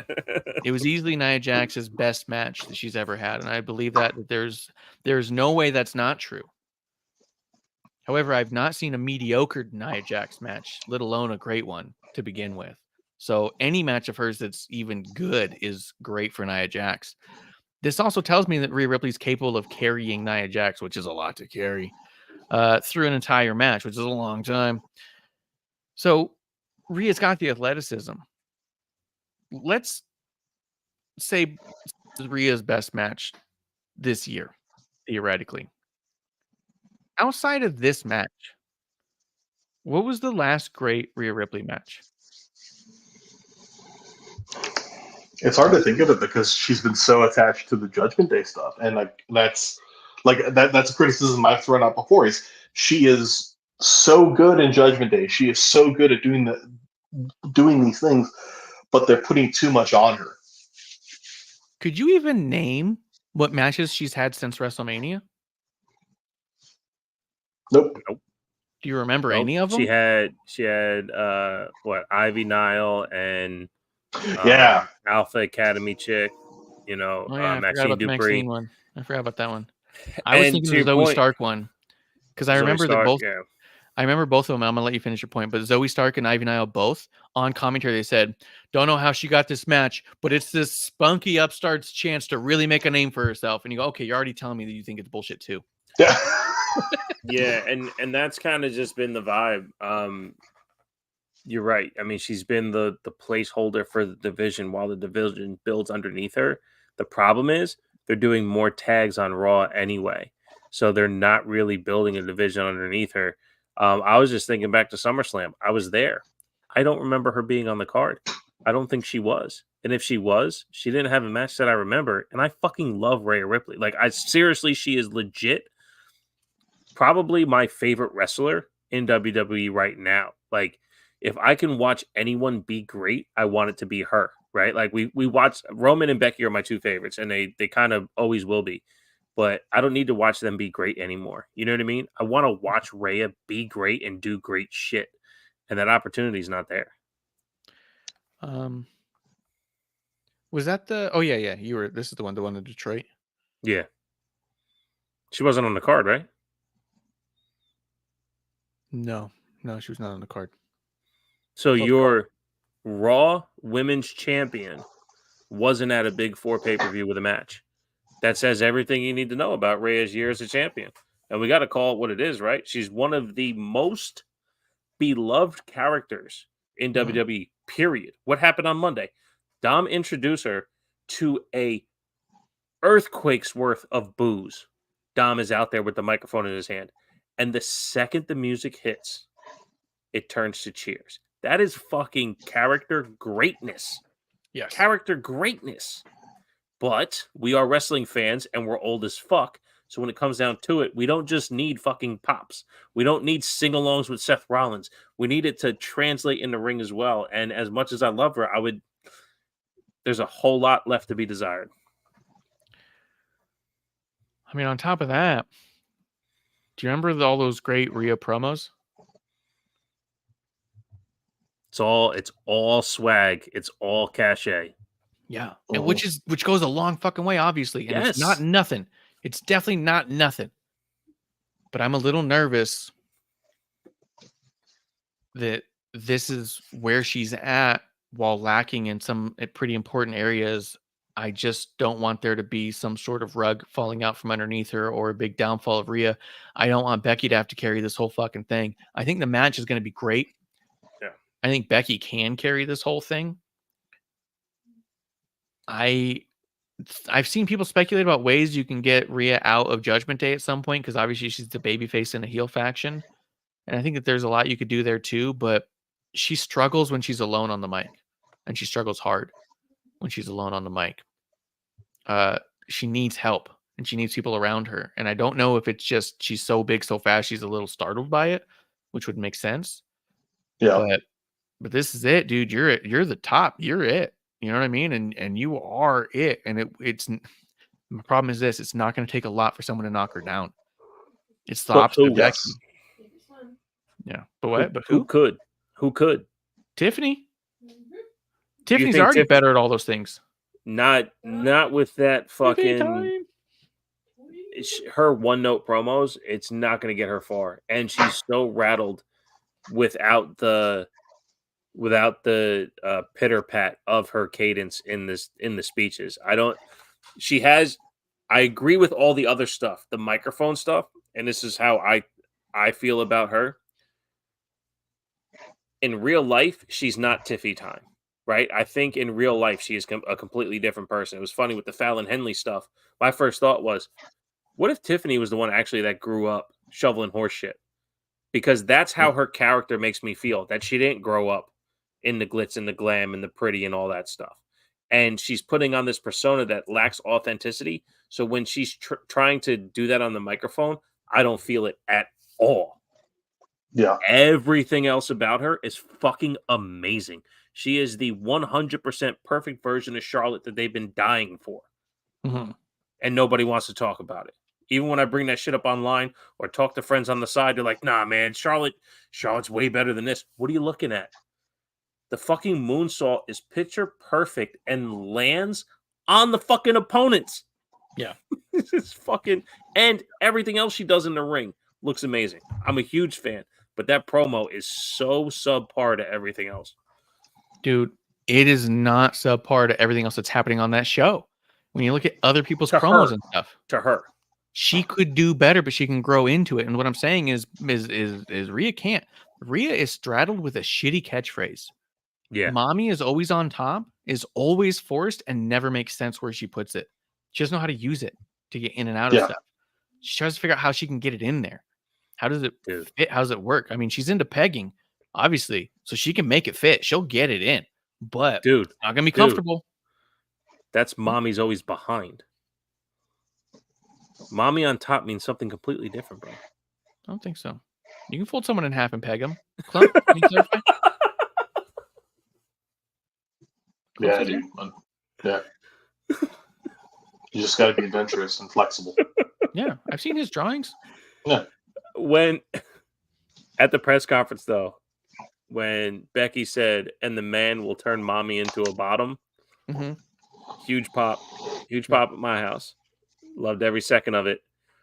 And this is the battle that I think Rhea needs to raise her game. Yeah, I think what you're saying to me translates as Rhea can't come out from underneath of this. where to me it's more or less she hasn't had the opportunity to shine, and I'd like to see her fail at that if she can't rise above this character. You know what I mean? Yeah. Has she had the Yeah. opportunity to show that she's more than this promo? And she really hasn't, because she's had no one to battle. Well, now she's thrown to the wolves. Yeah. I'm excited for that aspect of it. This could get the best out of Rhea, and this could elevate her, and she needs it. And I don't think the fan base sees that in general whole. They don't see that she needs it, but I can definitely see there's a huge hole in her game that could definitely derail her at some point. But outside of that, I think the idea of getting to it was sloppy using the Elimination Chamber. You had the challenge made, you had the challenge accepted, you have the match that people want to see. I don't understand why people are trying to say they don't want to see it. Yeah, they did a stupid way to get us there, but it's the match you want to see. Do you guys think watching it, are they trying to get Liv Morgan and Nia Jax in this and make it a fatal 4-way so you can get 4 women on the match? That's what it feels like to me. No, I definitely think Nia Jax is sticking too close to it, and maybe Liv can be the foil to get her away, because Liv doesn't seem like she's on that side. Yeah. You know what I mean? Liv doesn't seem like she's on the side of getting into that match specifically the way Nia is. Nia's attacking everyone trying to get into it. Yeah, but Liv's attacking Becky and saying not everything's about you, which was so dope. Fair. So here's what I think. I really think that they should become massive threats on both sides. Nia obviously she wants the title because, I don't know, she just does, but she hates Becky. Becky, the idea that on the other side of this Mania, we have a Becky-Nia rivalry that could actually have some weight to it, ironically. And you could have a Liv and Rhea rivalry that has some weight to it, is pretty fucking cool, regardless of who comes out with the championship. You know what I mean? Like, one of them can cost the other one, and I think I'd be okay with that. Oh, Clump, what are you seeing with Nia and Liv and all them? Liv one, I want to see more of an. I mean, I could see being attached to this, and I think it'd be good. I think Liv's needs that moment. I don't want Nia anywhere near this, and I feel like it. I don't know who keeps trying to push, like, why we keep pushing Nia so close to everything. We have other talent that fill their role better. Like, that's just my constant gripe with Nia, is I'm always just questioning why they're here. I mean, I'm biased because I'm still annoyed with their whole actions during COVID, and I'm like, okay, they're back, great. Yeah, I always think of you when I watch her too, and I, again, outside the ring I agree with you, and inside the ring I kind of brush that aside. And the last couple matches she had, I really see her putting in the work to take care of her side of the match, which is something we never seen from her before, right? She always looked like a very selfish, unsafe worker. And to watch her put in that work so other people look good as well, it's really odd. And it brings me in for the appreciation of it. But I feel you, because every other wrestler in general storyline, you reach your peak, you lose your moment, you're gone. Go do something else. And the fact that she's still here while Zoe Stark hasn't gotten another opportunity, Shayna Baszler was built for a week and a half as not getting another opportunity. Where are these other women getting their chance to have that opportunity? Naomi came back with a fire underneath her that the crowd is loving the fuck out of her. Where is her next chance in this situation? Oh, let's shove her over the SmackDown and she'll get there when she gets there. So I agree with you in the sense that regardless of everything else, Nia on TV has lost every opportunity. The first thing they did when they announced the Elimination Chamber was have Nia come out and beat the shit out of all of them. So you knew exactly what was going to happen. After the Elimination Chamber, Nia is still going to say, well, I fucked all you up anyway. I need a rematch. And here we are, you know? So I agree, man. It would be nice to see her, you know, go back to the back of the line type thing where, you know, go do something else for now and then come back. Especially since she's giving herself to her opponents now, more so than we've seen before. So I'll give some props to that. She'd be fantastic in NXT if she's doing that and putting more of herself out there and is learning and trying, okay, why not have her run through NXT like Becky did? Put on some matches, show some work, then build her back up again. Yeah. Yeah. Yeah, I'd be into that. And if puts a spotlight on her, puts a spotlight on other people. Yeah. Yeah. I like that idea a lot, actually. Yeah, and I also agree with you in the idea that like 100% of the time that I see Nia on TV, I am just not interested anymore. I just haven't been for so long, and at a certain point, we're like, how many decades do I got to watch someone who I don't believe is good at this? You know what I mean? Like, whatever. I'm not saying this person's got to be fired ever, but I'm just not watching. You know, I'm not going back to the restaurant with shitty service. I'm not watching when this person's on TV. You know, that's fair. You know, you're shitty at your job. You're shitty at your job. That's all there is to it. You know, I'm sure it's not everyone's dream to work at Denny's. So, but I also don't like when they get fired. But at the same time, whatever. It's not my Denny's, man. So, Drew McIntyre, I think, is doing fucking incredible work. Yep. My only fear is that we're getting to Drew McIntyre versus CM Punk, and my favorite part about this whole season so far has been no CM Punk, no Charlotte Flair. It's been so good. It feels like everything has room to breathe. It's my least favorite part about seeing Andrade is that it reminds me that Charlotte's not going to leave because he's here now. I know.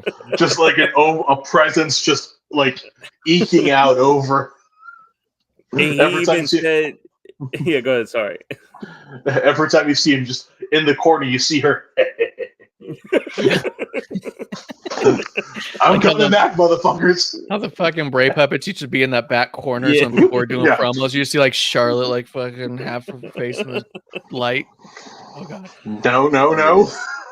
Yeah, it's a mess, man. I because I love it too, and the constant, bringing up of their names, even the shitty fucking 2K ad that they did for CM Punk being in the booster pack or whatever the fuck. Like, everybody asked for it, and you guys got it. CM Punk will be in 2K24, and I'm like, nobody asked for it. You're relevant again, man. Like, people love you. I get it, but that's not what people were saying. They honestly, they anticipate it because you're with WWE now. It's stupid not to have you in there. No, the day before he put out that stupid video where he was complaining he's not in it. He thinks it's bullshit.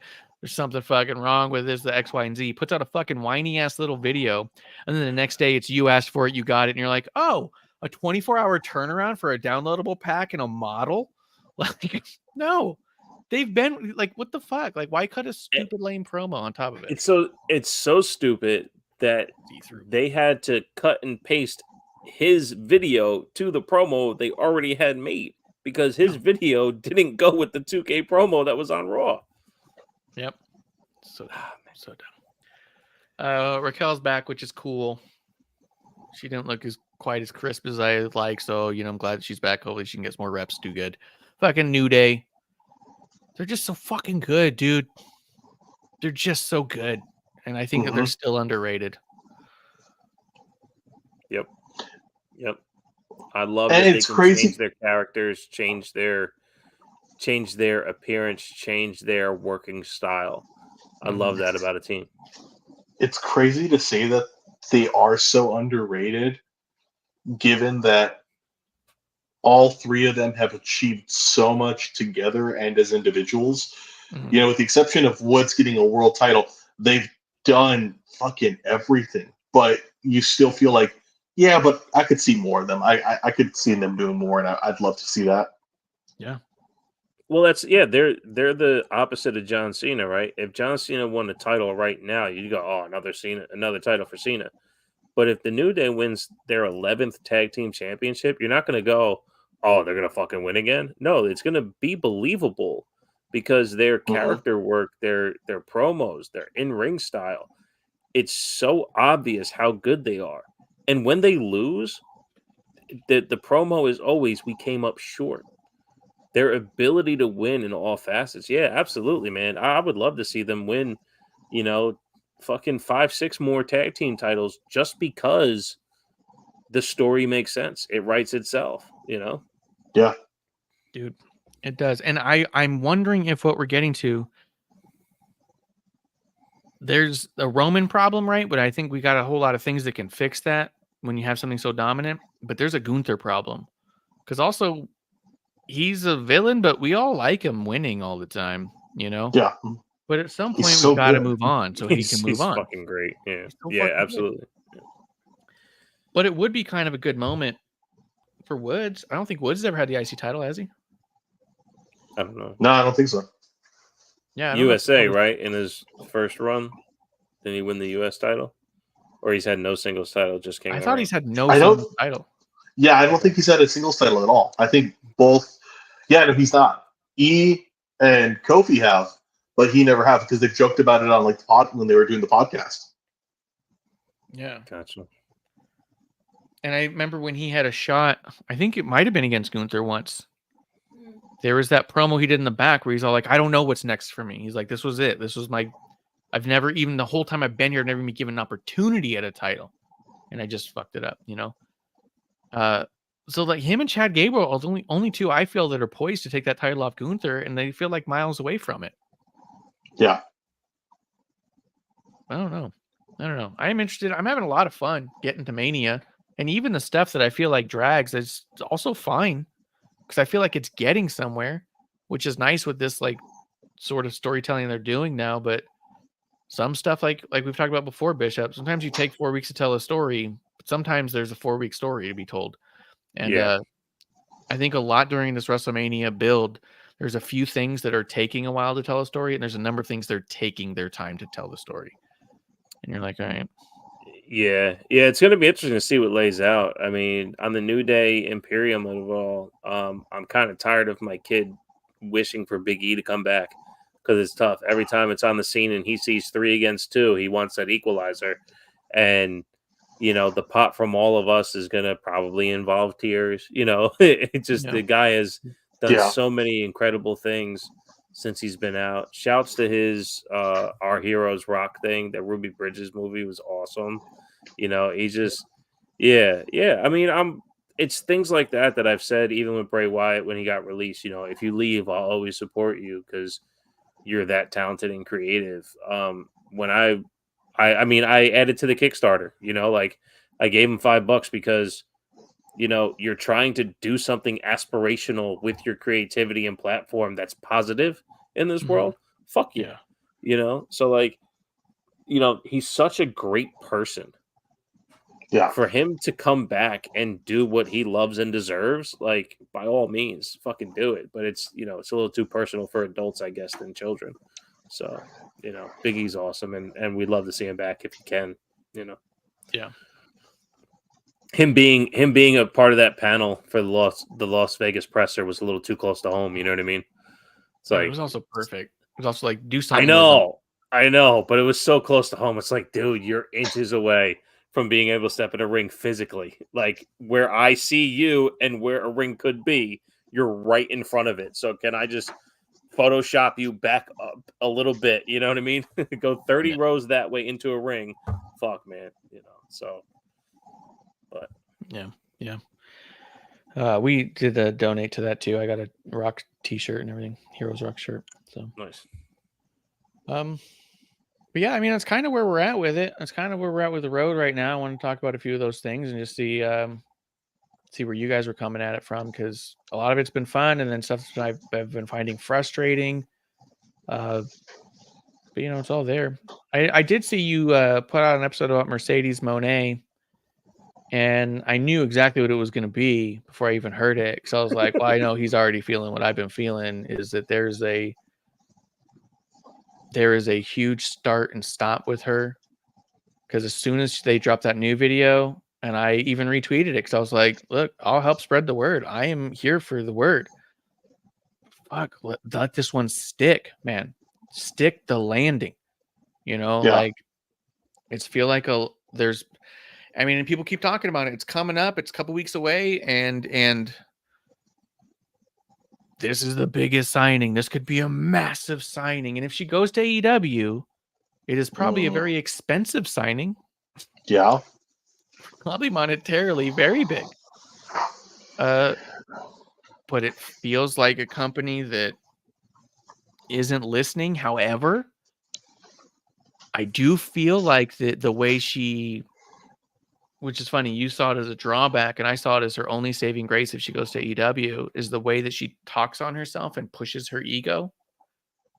She could maybe get Tony to buckle and just do what she wants.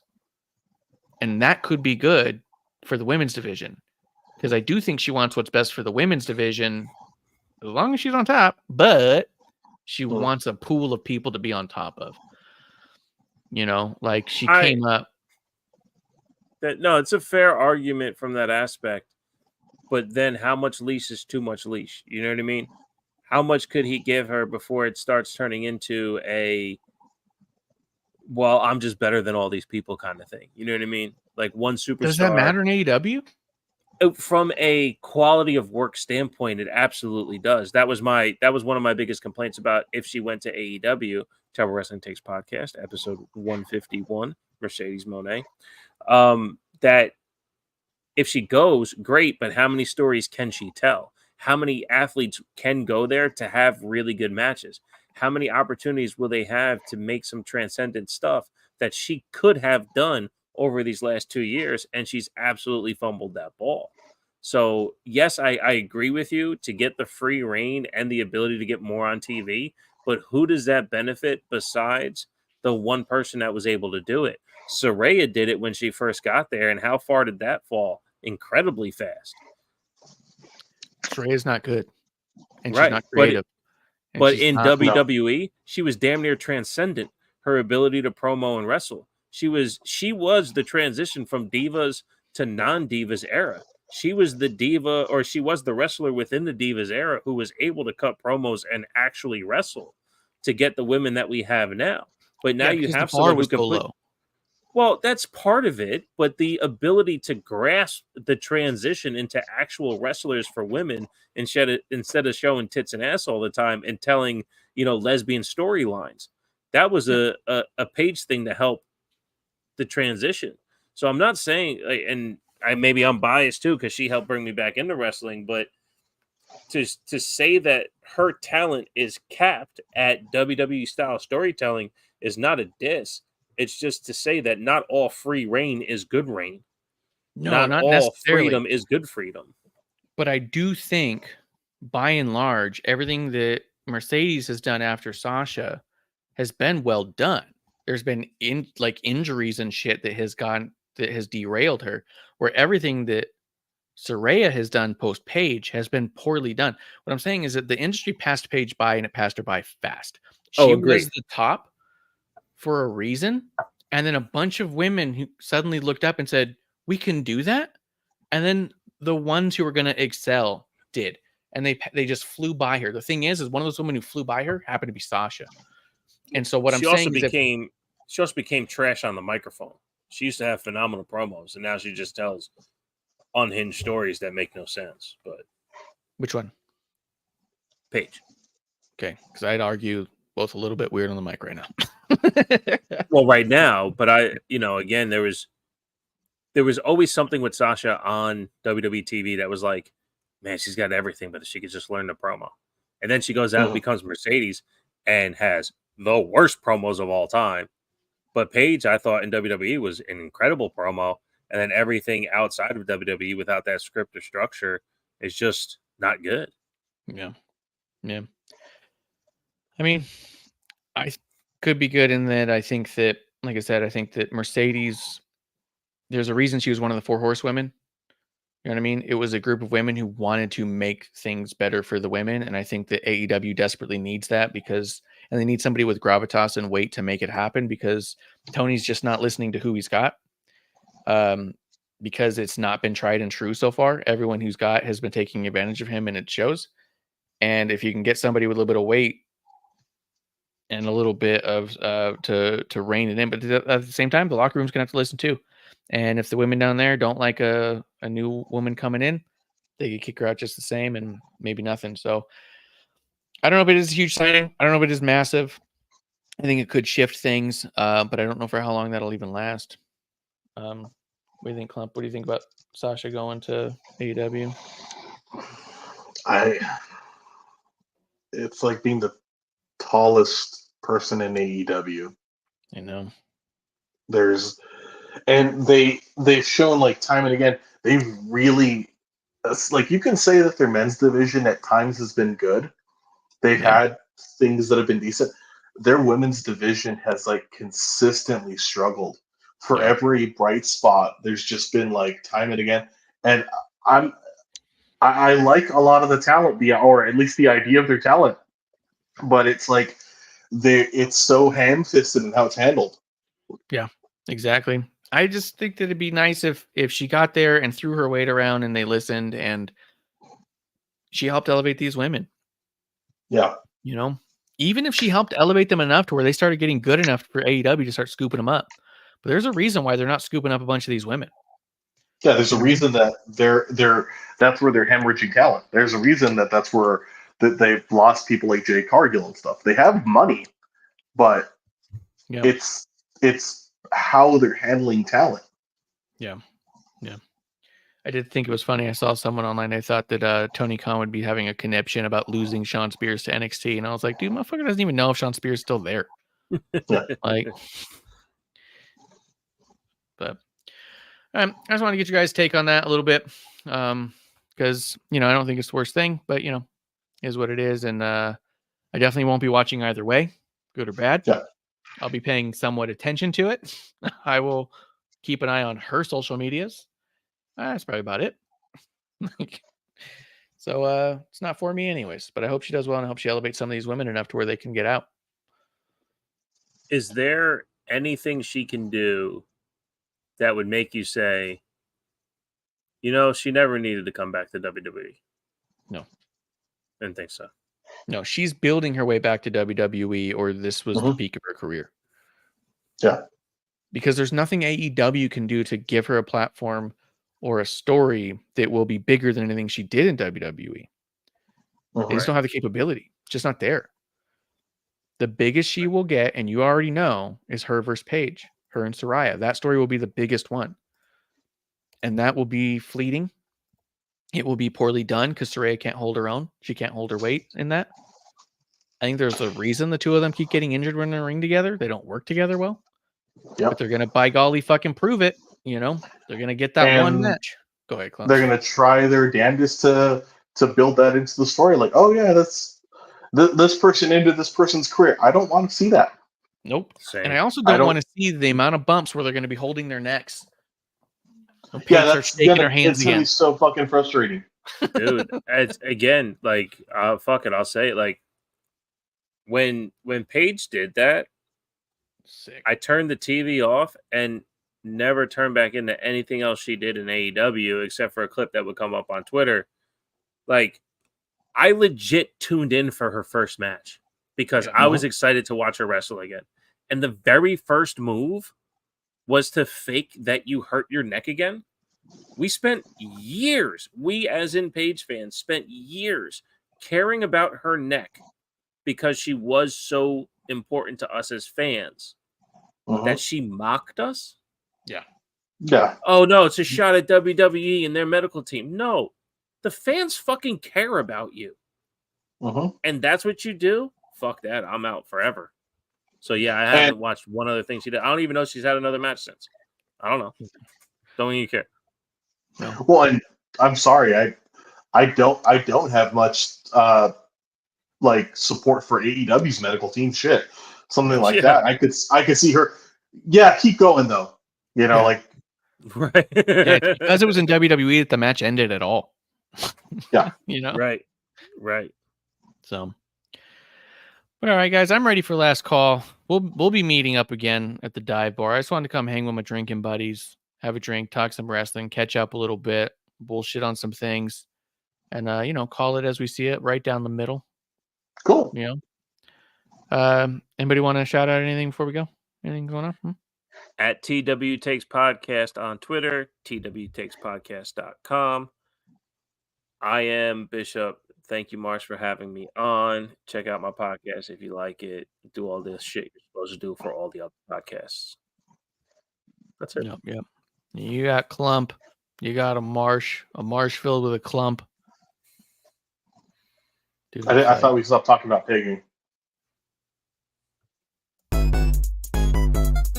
Producer Lady here. Thanks for tuning in. Continue to support and buy us a drink by putting the I in subscribe and reviewing our podcast. And cheers to Fans First Sports Network for keeping the dive bar lights on.